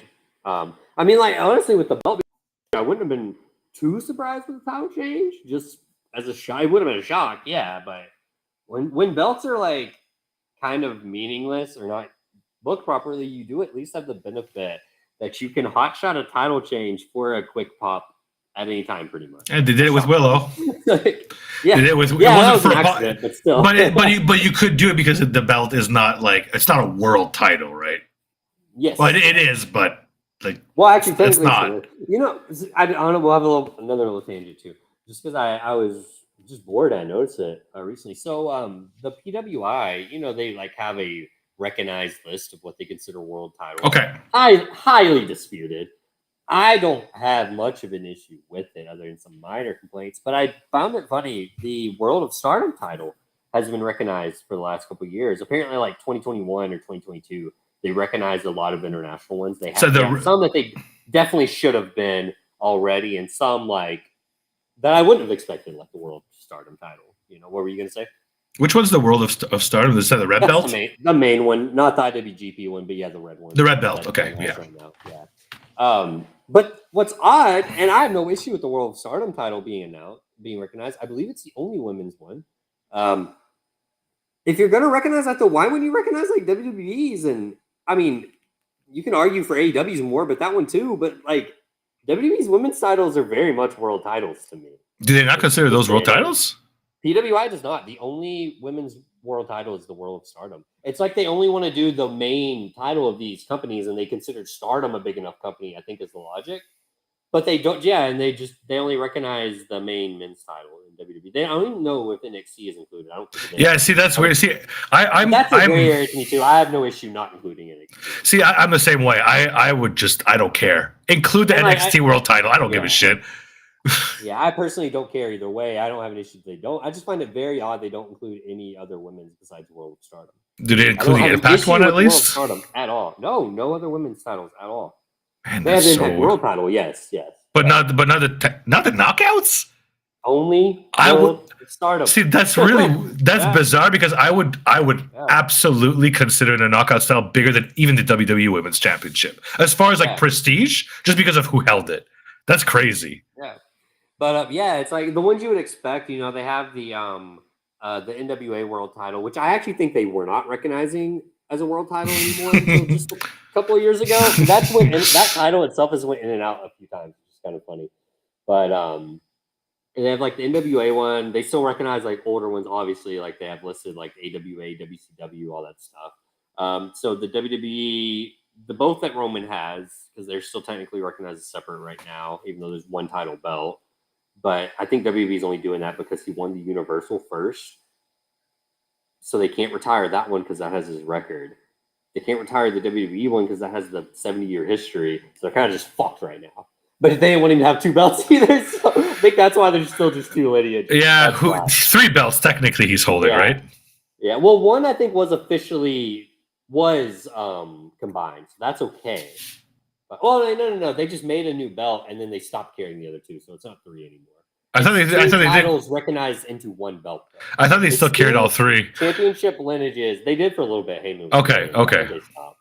Fair enough. Two championship lineages still separate but recognized by one title. Yeah, that's right. Is the official ruling right now until that's retroactively changed, which I imagine it probably will be. Eventually, one day. So, of course. Probably be retroactive, too, and this won't matter. But anyway, and then they just recently recognized when they recognized, like, all the other ones, like MLW, the NWA again, obviously AEW recognized, too. I don't think I mentioned that. The IWGP Heavyweight and the current IWGP World Heavyweight, the new one.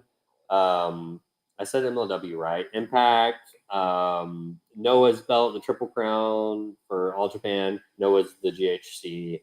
I do not believe Dragon Gate made the cut. I think it was just All Japan, Noah, and New Japan, and Stardom. And I want to say that's about it. I said Impact, NWA, and MLW.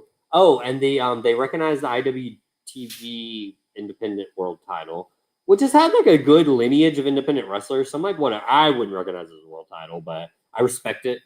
And then they recognize that weird African title, I believe, for exclusivity. The one that Trish Adora had forever, and someone else really wanted to be the second champion. When it was made and recognized right then as a world title, I believe. It was like a kind of like a publicity stuff, honestly. Weird. I know Sky's got heat with that title. Yeah. Well, it's basically just like even now the current champion, who's like Shug D, who I've seen before. He's cool. He's like challenging Brian Keith and like cool in this title because Brian Keith is like number one on the black like 500 or 100 whatever that list was. That Righteous Reg is great, man. Righteous Reg is great, by the way. Like but so it's like that kind of title. It's more like a for the culture kind of title, that GCW thing. That's fine. But Trish Adora just held it for like 4 fucking years. I'm sure it wouldn't have been that long if it wasn't for a pandemic there, but yeah. Yeah. She just recently lost it like 60 days ago. What's the? Is that one more match? Yes, we're actually at the main event now. Shingo Takagi defended the Never Openweight title against Trent Beretta, making his return to New Japan. I don't think it was actually a long layoff because I do think he actually worked some strong TV tapings when that was done. So he's not been long from New Japan. But it's his first, as I mentioned, it was on Walker's notes, so he probably mentioned on air. I just haven't got there yet. It was his first New Japan singles match, because he did have the tag title match, I believe, at Forbidden Door last year. Since he went 27 minutes and lost to Juice Robinson in like 2019. So that was cool. How was the match? Unfortunately, I haven't seen this one. So oh yeah, you haven't watched this one. I forgot about that. He also went 26 minutes tonight with Shingo. It was crazy. It was like wasn't like I think at one point I kind of said they wanted like a New Japan style main event. And it was like in length is what I meant. But they didn't actually work it like it. They worked it like a more like a Shingo match, I guess I would say. Very hard hitting, like yeah, I guess I would really just call it a Shingo, like a Eddie Kingston almost style match, but for 25 minutes. And to stretch that time, so they weren't just hitting each other the whole time. They had a lot of brawling on the outside. On the outside, yeah.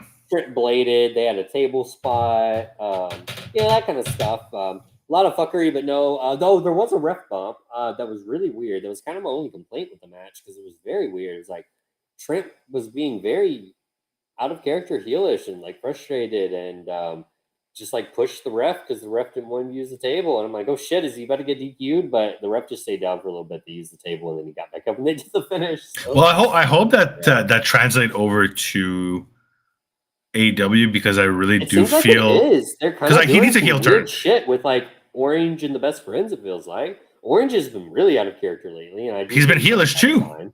Yeah, so I don't know. Like the hook influence has been turning him. Great. Shingo was super over, but Trent was like insanely over too. Like I did hear Walker on commentary at one point say like a shockingly pro Trent crowd, but it really wasn't. We were just sitting by some really loud ones. Most of the crowd was still for Shingo. Yeah, but yeah, so it was interesting.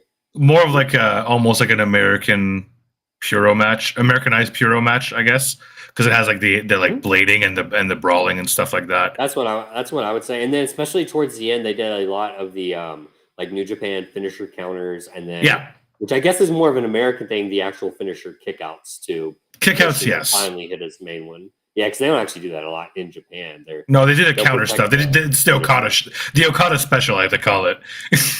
Yeah, he's really good at it. Him and Kenny made him famous, but Okada was doing it first too with like Tanahashi and stuff. Yeah, it's his thing. Jay White too actually is a big counter guy. Yeah, but they did that with like the counters too, and then they did both. Like Trent hit whatever his finisher's called, where he hits the it's like kind of like a dead eye, but more of a not a power driver type thing. He lands on the shoulders. Oh, yeah. I believe Walker called it the Dude Buster Bomb or something, which I think is what it was called in WWE. Yeah, it's like something zero. I think he calls it in something like that. in AEW. Yeah. But he did that, and that got a really close 2 count. Shingo hit like literally every single one of his finishers, including his sick, like almost like a storm. What's Ospreay's new powerbomb thingy? Stormbreaker? Yeah, no, it's like the Tiger Driver, but he calls it like Storm Driver 93 or something. Basically, Shingo hits that. You land the same way. He just traps your arms a little bit, which I don't think helps the impact. So I don't know if it makes it better or not. And I thought that was going to be it for sure, but Trent kicked out of that, and then Shingo finally hit whatever his final like big super finisher no one ever kicks out of. It's like Last of the Dragon, I believe, not Way of the Dragon, which I think is his own. Last of the Dragon in Japan too. Yeah, it's like he picks him up on like his shoulders, but then kind of spins him into like a Made in Japan. So kind of the same impact, but just different setup. But yeah, that was the finish. That was really good. And then he casually gets on the mic after, and he's like, "Trent, next time, no DQ." Like just. And Trent's like, so they're going to do it again? Sweet. At some point. Not at Wrestle Kingdom. We'll get to that. But, yeah, I mean, maybe at San Jose, and, like, I believe that's into January, beginning of February for their next strong pay-per-view. You never know. They could do something at World's End as well. You never know. Yeah, in AEW. Yeah, that'd be nice. I think, so the Trent's move, it's like a backpack pile driver thing, right? Yeah. But the guy's, like, upside down, like. Yeah, but, like, behind you, right? Yes, yeah. Pretty much. It's like Deadeye, but like facing the other way. Yeah. But and then after the match, Shingo gets on the mic, after Trent leaves and everything, after he already did the no DQ thing, he's like, I couldn't really understand him, and I think part of it was in Japanese anyway, but the mics were like, they were loud, but the quality was not great, so it was hard for me to understand people, and it didn't help that most of the people that talked on the mic were Shingo and fucking Abe Kid, who I can barely understand anyway. Could barely understand him on TV either, trust me.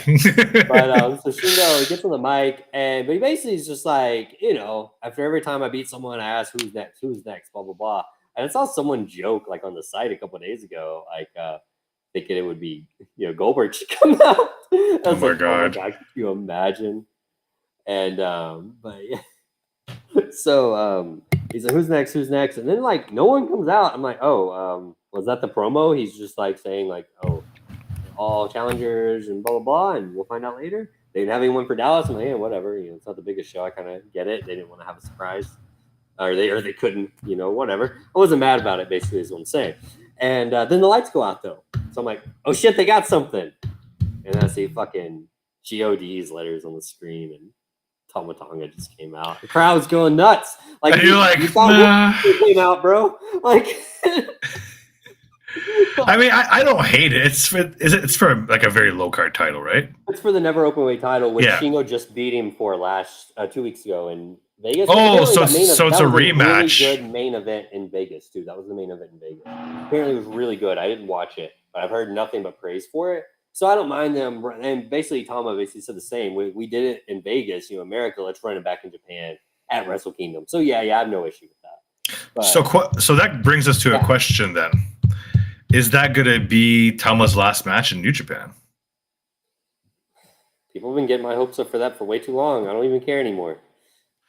You want him to go to AEW or WWE? Bro, I don't have an issue with Tama. I believe they can find a place with him. When I saw Tonga Loa do that one that was highly viral, terrible strike exchange against Okada in the G1, I've literally never wanted WWE to sign someone from another company to get them out of New Japan. Those companies in my life. Like, I genuinely think WWE could present him okay. They can they can get away with hiding weaknesses. It would be better for all parties. If WWE was still really bad, I would want him to go for sure too, because like I don't care when people I don't like go to a company that I'm also not enjoying. Right. But now that they're good, it's okay. I can wish it on them and not feel bad, even though I still acknowledge I'm wishing this on them. Get him out. Just get him out, bro. But like, what else is he gonna fucking do in New Japan anyways? Like, there's nothing for him to do. I don't think he's gonna be a main eventer. He did have a good little main event series, like for like a filler thing with Okada a couple years ago when he did have that win against Okada in the G1 and then the title loss after. And it was good though. Both matches were good. It was. I just Okada losing to Tama Tonga is crazy to me. Too. I know. And but yeah, and so I genuinely don't know. Other than being in the never or being in the tags with, he would have to be with Tonga Loa, unfortunately. And fuck, he could tag with the ELP, and I think that'd be cool. I'd be okay with that. It'd be better. I like the ELP and Hikulea tag team, but I think ELP could do more as singles too. I'm fine with the tag team right now. I have no issue with them having a decently long-ish tag team run. They should be in like World Tag League this year, for example. Those teams should be released tomorrow night or Monday morning, by the way. Okay, good to know. That's the heavyweight tag league. Mm-hmm. Yeah, because apparently you need 2 tournaments for 2 tag leagues. It's just fucking ridiculous to me. But. Yeah, shockingly, the junior one had more bodies in it this year. Was more entertaining. That one's been a life support the last few years. I mean, like, don't get me wrong. I'm sure the matches are good, but like, it has like no heat. Nobody talks about this tournament. Nobody cares. Unfortunately, it's just like it's. They still haven't even, which it's not really their fault. It has to do with switching lead announcers doing the commentary. And the upgraded New Japan World, but there's still like 4 events that I want to watch from that tag league. They're missing? That haven't had commentary done yet on it. Damn, that's I guess that's from losing Kelly, right? They're kind of scrambling a little bit. Yes, and Walker Stewart is apparently editing the videos themselves to put the new audio tracks on there as he's recording them.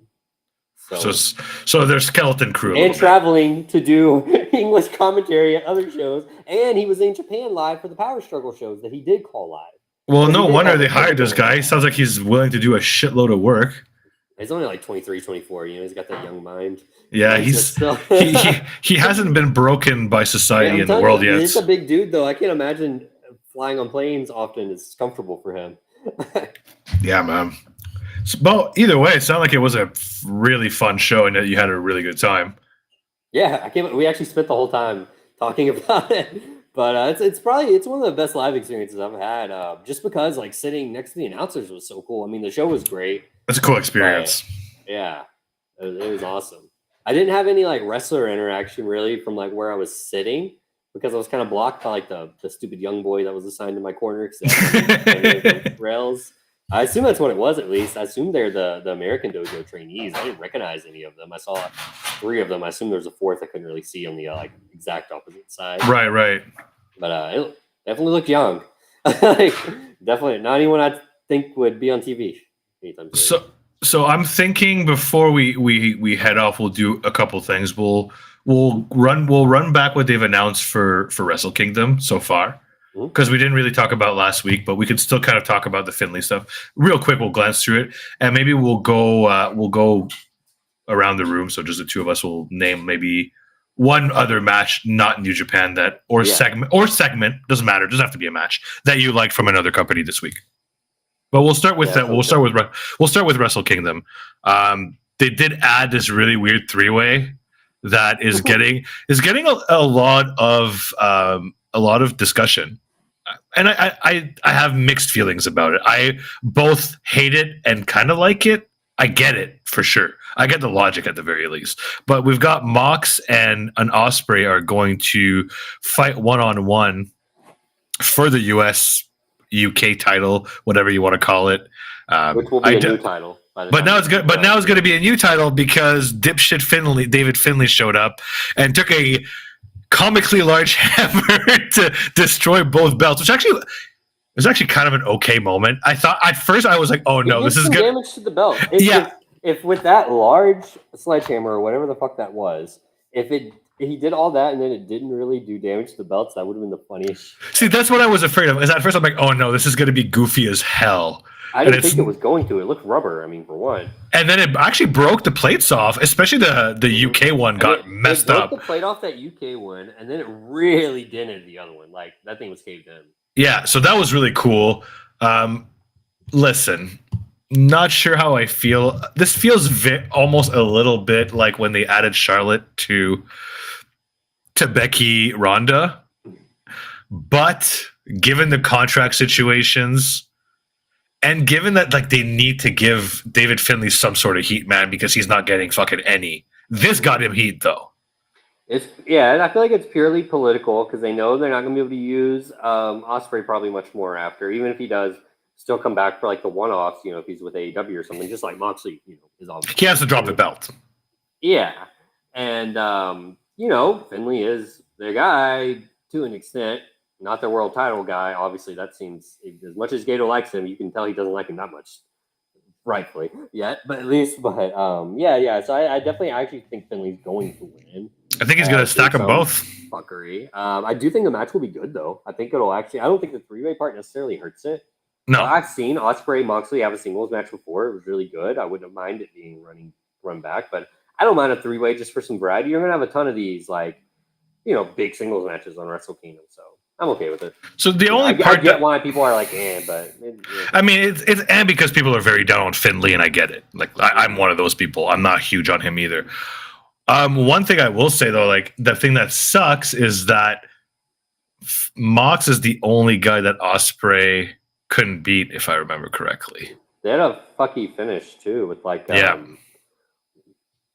you know, some like ref submission pinfall tap out thingy. I don't remember exactly how it went, but yeah. So that's not going to get resolved yet. I have a feeling it might just get resolved. I think it will. I think, but either way, I get it. I honestly think the funniest fucking shit would be for him to stack both Mox and Osprey like Roman did too. I would be for that, honestly. Why not? Get the heat. The problem with David Finley is he's not believable, right? Well, they're taking him too seriously, and yes, he's not believable. You can lean into that. Make him less believable, because that shit's not believable, but be so funny. It would get over and not like funny where it's too much comedy, but where if he still treats it seriously, like his promos or whatever, it will get him heat. It'll get him heat, and I personally will love how much it will really irritate the Osprey and Mox marks that are going to be like, exactly. And even the that only watch Wrestle Kingdom too. Yes, and the people who are like really into Puro, who like take it super seriously, some of them are going to be like, "Oh my god, I love it. I think it's good." And I think honestly, this helps Finlay a lot if he can win this. Whether he manages to use that and still go forward, we'll see. But I said this on another board too. Like by default, Finlay's their number one gaijin right now. Yeah, he kind of is. Once Osprey for sure leaves, and I don't think Zack Saber's sticking around much longer. Zack Sabre Jr. is just never going to be world champion. They're never going to push him. I don't think. It sucks to say, but like I've been watching New Japan for a long time, and if they haven't done it by now, they're not going to. Who's next? Tama Tonga? I mean, honestly, they really loud crowd reactions. I think it is. I feel like Tama Tonga gets pushed more than Zack Sabre Jr. in the grand scheme of things. I think they like him more. I know that sounds weird. Because like the TV title is definitely lower on the card than what Tom was featured in, but then also Zach just doesn't fucking lose ever. Even in like the G1, I mean, he will lose the top stars, but he will also beat them, which is kind of funny. He just never wins. The big one is the issue. Yeah, that last one. It's always he's always getting these like kind of like thank you for your service kind of runs with whatever which is great too, but I mean, not to say that he's going to be a top guy anywhere else he goes. I don't think he will be either. I don't know. He's in a weird position, but much like Tama, I don't see what else Zack Sabre Jr. can really do in New Japan outside of winning the world title. He's done everything. What else do you want him to do? And if he wants to get one title that pays well, because we do know that New Japan is having, some financial issues still. They're not over that yet. So like, I'm not sure they can afford him. So I'm with you. I do see both of those guys leaving, and that leaves Finlay. So they got to push him somehow, unless they grab somebody else, because they're kind of like low on the. If this is assuming they lose Osprey and Zach, but like thing too, like when Japanese companies usually have to start making cuts, if they do, it's usually the international talent that goes first because you got to pay for flights and everything, all that. So. Well, and the Japanese fans like the Japanese talent. It's just like, I mean, it's different for us, right? Like, yeah, it's like when we've talked a million times, like, ha, Okada winning at Wrestle Kingdom is annoying, but like, that's what the Japanese people want. And too, with that's also just more like Western fans are just not as appreciative in general because they also hated John Cena for the most part. Like our demographic of fans, kids obviously did not. Of course, I'm sure there's fans in Japan that feel the same way. Oh my God, Okada always wins, blah blah. That just like that felt that way about John Cena. But the live crowds, clearly, the live crowd doesn't. Which I guess Cena's did transfer to the live crowd to an extent. But Japanese fans don't do that shit. They just don't. They're not that smart key. They're way more respectful. American fans are disrespectful as hell. Let's be honest. Let's be honest. We are. But yeah, so did they add anything else to Wrestle Kingdom other than the Tama Shingo match? Hold on, let me check real quick. I just had it pulled up. I don't think they've added anything else. I think there's just been some stuff that had been confirmed last week already. Like, right. The Bullet Club, War Dogs, Clark Connors, Drill and Maloney are defending their junior tag titles against TJP and Francesco Akira because they won the junior tag league. Right. Okay. Cool. Romo is defending the junior title against El Desperado. If Desperado doesn't win, man. That was when I think Romo actually called him out. Was like, I want you at Wrestle Kingdom, stuff like that. Yeah, and Despy should definitely win that. Hiromu should just never be a junior after this again either. And obviously, the first match confirmed was Sonata Naito. I think that's the most predictable match on the card. Like Naito's winning, right? Oh, really? I think Sonata. No, I think Sonata's winning. The whole point of the entire Sonata title reign was so Naito could beat him at Wrestle Kingdom before he even won. It could. You know what? You watch more often than I do. So I called Naito winning the G1 just for this reason before it even started. You did, but I called him winning it for the same reason last year too, just without the Sonata. See, I felt the opposite. Shingo. Right. 2 years ago when Shingo was champion. I thought they were going to do the exact same story they're doing now, just with Naito beating Shingo. See, I thought they were going to do it so that Naito loses and then Shingo finally gets recognized as a real world champion. No, I think this is Naito's last run. Probably more of a thank you run too, because he's beat up. He just had this. It's actually kind of sad if this is true. But Meltzer said that he had this eye surgery thing to correct his double It's the last time you can have it, right? Yeah, and he was hoping to save it until he was done wrestling because he can't have it again.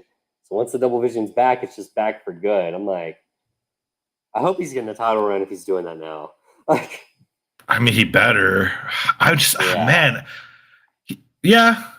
You know what, though? What they could do, and this would be really good, is they could have him winning and then have... No, not David Finlay. That would be terrible. that would be so bad. No, I was thinking the new guy could beat him. It very well could. Either Shota or his stablemate Yoda. Yeah, and then Yoda takes over. Already predicting that Yoda's taking over Lij in the future. It makes sense, right? He's definitely going to live on after Naito because he's going to be a leader. It seems to be that. I think so too, and he's fucking good, man. His match with Ospreay was insane. The thing in New Japan too is like when a leader's getting old up there, where he's about to retire or something like. Is he going to disband the faction? Is it going to be over? Or is there going to be a new leader? You know, like because Minoru like a topic of consideration. You know, and because Minoru disbanded, right? Mm-hmm. Yeah, he did. Granted, that one did have his name, but it was not even originally named Suzuki Gun. It was he took it over from someone else. I think he usurped him. But I did. Yeah, it was some weird goon before that wasn't very relevant. I think because that just means army in Japanese. Yeah. Cool. All right. So that wraps up our very long New Japan. Oh, yes. We did not quite talk about Danielson Okada. Oh, shit. Yeah, that did get announced randomly, didn't it? I mean, what else is to say? Second match, Danielson looked like a madman. It's going to be awesome. So I know the popular opinion is that Danielson's just going to do the job, but I think it would be absolutely hilarious if Danielson won again, though. And I really hope they do it. Yeah, it would be amazing. I don't think it's going to happen, but that would be courageous booking. He get hurt again. Like, God damn it. I know.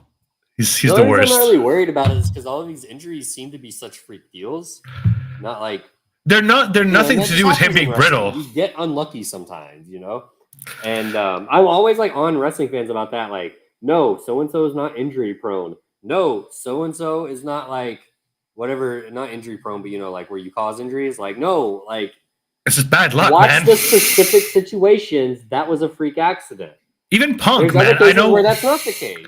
But, like we all made fun of Punk, but like, for me personally, it was just a joke. Because like if you look at his injuries, like none of them were his fault. Like it's just freak accidents. Adam Cole the same way. Like Adam Cole's so bad, such bad luck, man. But yeah, no. Okada Danielson too is. I think it's a certainty that it will be better than the first one as well. It just can't. I actually think so too. With that Wrestle Kingdom crowd. First of all, he won't be in non-broken arm, and it's that Wrestle Kingdom's just got a special aura, man, and gets an extra 2 stars, you know, by default. Anyways, we'll go through the roundtable of our favorite other matches to check out or moments, and then we'll call it a day because we're already a bit over. Which is okay. You weren't here last. You weren't here last week, and we went short last week. So 2 weeks actually for me. I don't remember. Yeah, that's right. We just didn't even do a show 2 weeks ago. But yeah, last week we went just over an hour, so this makes up for it. I'll start. Mine's Rampage. Honestly, it's that FTR Commander Vikingo match. Amazing match. I mean, just by knowing the people in the match, you can kind of figure that out. But this fucking dive that Vikingo did, man. He did a regular suicide dive, and then he kind of like went floppy in the middle of the air to like, and then hit it. Mm-hmm. On the replay, it didn't look half as bad because he hit his shoulder, but before the replay, it looks like he went literally face first into the barricade and like knocked himself out. It was disgusting. But the whole match was really good. It was honestly, I thought it was Commander's best showing in AEW as well. He looked really good. Better and better like recently. I feel like you can tell it's like he's getting the style more. The style, more than just his spots. You know, he can. He had a match a few weeks ago. I don't remember what it was. Maybe it was on Collision, Rampage. Could have even been ROH. I guess who fucking knows. But where he didn't even do any of the spots. It was like just kind of a basic ass wrestling match, but it was good. So I was like, he can do it. Really promising. Yeah. Yeah. But yeah, the match was just really good. FTR were on their usual. Sorry, I have the hiccups. He had their usual like, because I found like the last few matches were good but not great. This match was great. It went long too. It was about like, I want to say it was around 50. It felt like it was around 15 minutes. That was actually the main event too. I mean, I don't know how the taping worked since it was live usually, but in Rampage, like too, like sometimes they'll like tape the main event right after Dynamite, which makes sense because the crowd hasn't left yet. It's hotter, they'll yeah. Just air it, and they'll air it as the main event though. Still, other times they don't. They open with it, like it's weird. I'm like, make up your mind. So they do it for ROH too. But I'm really glad either way that this was actually the main event. Whatever it was. I don't know if Collision was taped before or after either. I feel like it'd make more sense to tape it before. Well, they're on the West Coast, so no, they could tape it after.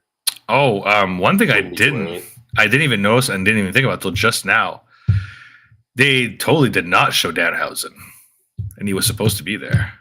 Oh, I didn't know they ever announced a date for that or not. I just been seeing a bunch of people on Twitter complaining he hasn't shown up yet, and him responding with like angry gifs. But like about them being impatient, not about like. Oh, okay, yeah, because I thought last week he said, "See, I'll debut next week," and then he didn't. He could have said next week for sure. That does ring bells, but maybe he didn't specify a show. Maybe he'll be on Collision. Who knows? It is weird, though. Maybe. I don't know. It wasn't great. I know there's some speculation that he's unhappy, but we'll see. Like you said, that if he responded to those gifts angrily, it's probably just the internet being the internet. Then. Well, yeah, and it's mostly responding about like it seems to be responding about fans mad that he hasn't shown up. Like, and he's like a few. He's like, why would you think I've shown up? Like I didn't say a date, something like that. I mean, to be fair, there was never a graphic. Yeah, the part that kind of irked me was like. They started airing them before Halloween. They were actually doing Halloween parody stuff, and then Halloween's gone and passed, and he's not back yet. I don't even mind the time that it's been since they've aired them. You can have a few weeks of it, but I just thought the timing of it meant he was going to be soon. Yeah. Yeah, and then you got that one section of the internet that's obviously like, oh, he's friends with Punk, so he's done. It's like, oh, God, chill out, guys. Yeah, just like with Brody King when he was like, actually had a broken hand, even though he says he didn't, but you can see his hand. Yes. Well, it's because they thought he broke his wrist. There was rumors he broke his hand punching something backstage. Which that part wasn't true, yes. But he broke his wrist during a match. That's all it was. Yeah. But they did punch the wall, and he did also have the broken wrist, so it may not have helped the wrist. I think. I'm sure it didn't. He probably should not punch things at work. It's not a good unless it's someone. Yeah. But yeah. So, anyways, that was actually I do think it was corrected too. He didn't even punch a wall. He just like kicked the trash can. Yeah, I think that's what it was. It was like the stupidest. It's like it's such fucking high school bullshit, man. It's ridiculous. Yeah, shit that has no business being leaked to the dirt sheets. Like, I really wish I could find out which wrestlers or backstage people were doing it, just because I want to know who's that messy. It's big, and the baby looked at me energy. Yeah. You know what I mean? And they don't get paid or anything. I'm sure. Like of course they don't. All the what do you get out of it? And the worst part is I don't mind big stuff when especially if it's like really like juicy or whatever. Like sure, but like this guy was mad because this happened. Like who fucking cares? Like really? Yeah.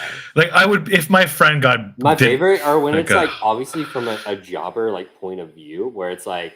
They present these stories like it's like, oh my God, so and so's complaining about this and you can just tell like they only think it's an issue because they've never been in a position higher than they are. And it's like every wrestler does this. What the fuck are you talking about? Yeah, it's so ridiculous, man. Who are you trying to stooge off, bro? And you can. I'm almost 100% like most of the stuff that gets leaked is from lower card guys. It's never who you actually think it is. You can just tell from like the energy of the statements. Yeah, sometimes it's Jericho, but just by the verb. But yeah, so that was my favorite match of the my highlight of the week. Rampage honestly has been great, and this Rampage was really fucking good, and the crowd was hot as hell. Mm-hmm. I would recommend it. It's such easy watching. Every match was good. It had a lot of stories too, so. Check out Rampage. That's my highlight. Yeah, I like the whole show too. I would say I watched it before we started. What about you? Yeah, I'll go back actually to Crown Jewel, which I think was kind of like in the middle for most people. But I also think that the universally match of the night too was the opener, which was Seth and Drew, and I really fucking liked it. But I have two matches anyway though in this that I want to shout out because they're really similar and they're both Seth matches. But then Seth versus Sammy, also the main event of Raw Monday. Raw, yeah. Really good. And both of these I liked them because there was like there was no fuckery, and like AEW and WWE both have just been overdoing it with the interference lately. They have been, especially in title matches. Like, and I think it's for different reasons in both companies, even. But I don't like either of them, so I don't care. Like, but both were pretty much clean. Like, Drew had no real like complaints. Seth beat him clean. It was a great match, really hot crowd. They were hot for Drew too. They didn't like take to the heel turn, but it's probably just because he's from like Europe. It's closer. Yeah, to Saudi and everything. And but they were hot for Seth too. It's not like they were booing him. And then the Sammy match though on Raw was like, I don't know if it was because it was just such a breath of fresh air that I'm overrating it, but they got a lot of time and just perfectly clean finish. It was a roll up, but like I don't give a fuck. It was a babyface match. So it's gonna end in roll up. Yeah, it doesn't really matter. Like, yeah, and like they really hyped it so well throughout the show, which I feel like that's a thing that like they do it sometimes still fine. Both companies, AEW and WWE. WWE, I feel like should capitalize it more on like a 3-hour Raw, and they do sometimes, but just not enough. Where they build, even if the match isn't announced to the opener like they did with this one, but you build to it throughout the night to where it's like you get people really hyped that holy fuck, what if Sami Zayn really does win the title? Right, right. Even though you don't think there's much of a chance, but you have Sami cut the promo, you have people talk about, like where you're just like, God damn it. It's WWE. It's probably not going to happen, but they've done weirder things, and that's what they did for this match, and that made it so much better. Like, yeah, that's a really good point. On delay, and I didn't know who won, but I did not see any headlines that Sami Zayn won, so I kind of knew. yeah. But you're right, especially on a show that's 3 hours. Like, it's a bit hard to do on AEW, especially on Dynamite, because it's such a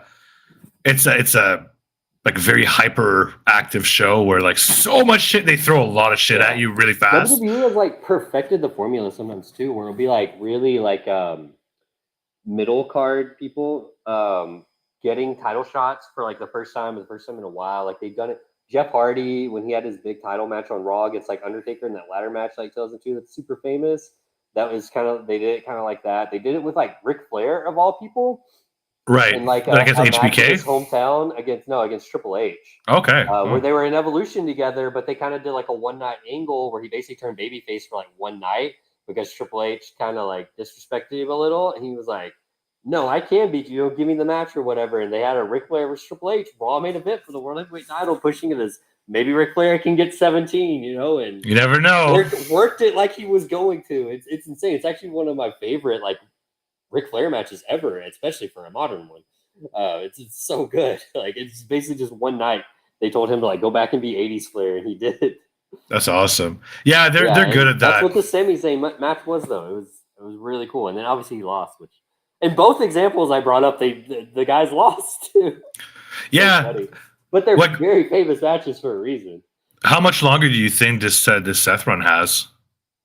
I don't know. I really thought he would have lost by now. I thought Shinsuke could have beaten him. I wasn't sold that he would have, but I thought he could have. He could have, I thought for sure Priest would have cashed in by now, whether Drew won first or not, because it would have played into the angle either way with Drew.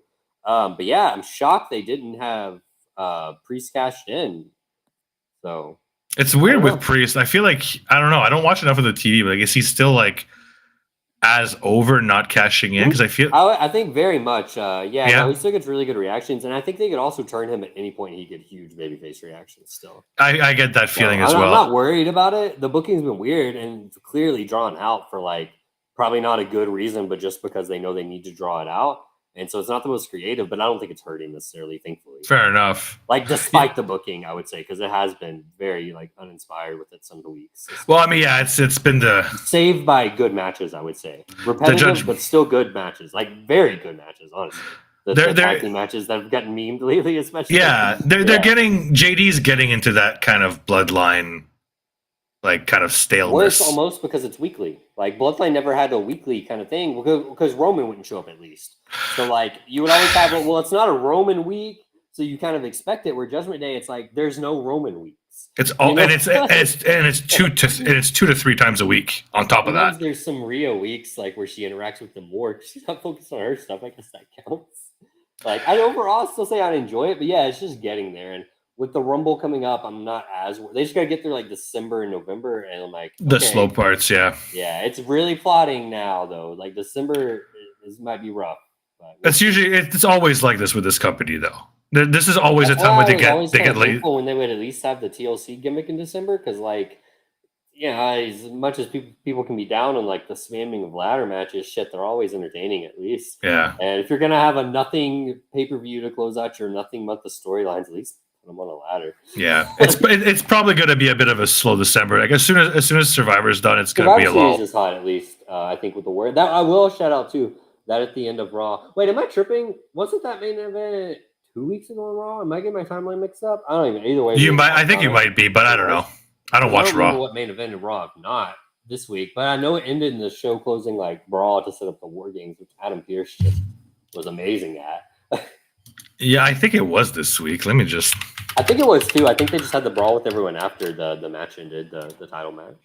I believe you're correct. I'm just scrolling down real quick. I don't ever watch Raw and NXT live anymore, so I always forget what matches actually happened on what week because I'll be watching throughout the week. Yeah, it was this week, and it also had Creed Brothers versus DIY, which kind of shocked me that DIY is already fucking jobbing. Kind of weird. I was actually okay with it because I thought Creed Brothers needed to win since they lost last week, and they didn't. They only lost because they got interfered with because of Imperium. They have a feud with them. So okay, fair enough. Okay, there's a story. When the match was first booked, I was like, why the fuck did they book this? Why can't they give the Creed Brothers like a squash to win?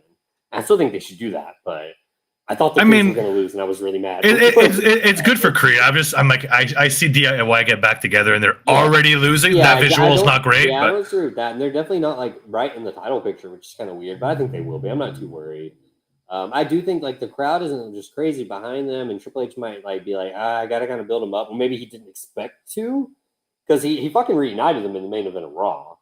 You know, I think he expected like a big NXT pop, and kind of didn't get it. Which is it's really weird, man. I don't like think he did anything wrong. It's just the crowd just. The casual crowd doesn't seem to be that behind Gargano, especially specifically. It's Gargano at all. Ciampa is. I think can be mostly fine. It's Gargano. Yeah, it's really weird. I don't get it. I don't get it. He should be over. Yeah. I just don't hopefully they'll find it. I don't think it's a size thing. They've got plenty of small dudes that wrestle worse than him and don't have as much energy. Like, yeah, it's just weird. They just don't care. But I don't think it's actually yet. I just hate that they changed it. I think another problem is they're just not letting him talk and do his funny stuff and do his like character work, and that's what you need in WWE. They really just need to bring back the way. I don't know. They could do some shit with Ciampa in it, too, which would be fine. I don't know if I want Ciampa doing that stuff for long term because I think he could do better stuff. But I think it would help Austin Theory. It definitely help Candice and Indy. And I think it would actually get like main roster over. So I'm like, fuck it, you might just have to do it again. Like, yeah, I think it would help Austin Theory because I think Austin Theory is getting fucking dround right now. It's because a regression to him though. Like, there's no way you could see it as not a regression, even if he did get more over because of it. Because it's like not a upper mid card role he would be put in at all. Yeah. With it. It would just hopefully be more entertaining. And honestly, right now, I think he's getting overshadowed and will continue to get overshadowed by Grayson Waller. He's just because he's better. He's better. But Grayson Waller is, it's like I kind of forget. He's better. He's just better. Match wise, they work really well as a team in ring wise, but yeah, it's not close. Promos, oh my god, it's not close. Grayson's just too overpowering. I feel like I don't think he could ever have a tag team partner long term. I don't think anyone could. He's just kind of too, you know? Yeah, exactly. I agree. He talks fast, a lot, and loud. Yeah, he's great. But yeah, I get what you're saying there. Well, I think we'll wrap it up here because we're almost on 2 hours now. So it seems like a good time to finish it. Good talk this week, though. It was nice to chat again. It's been a couple of weeks since we managed to both be on, so that was really fun. Yep, I'm thinking I'll be good for the at least the rest of the year on a Saturday or Sunday, but we'll decide that week to week. I should be okay as long as I'm not going to visit some family. I might like at the beginning of December might be a bit dicey. Oh, I should have specified except this for month. Holidays. Yeah. But we'll figure it out. Just the specific holiday weekends though, like the 1 week in November and 1 week in December. I should be good at every other time though. Yeah, same here. And next week we'll. It's Full Gear, so we'll dive right into that. Yeah, and then after that, Survivor Series. So we're gonna have some busy weeks coming up as far as big shows. So thanks for everybody who tuned in. Leave a like and hit that subscribe button, and we'll see you next week.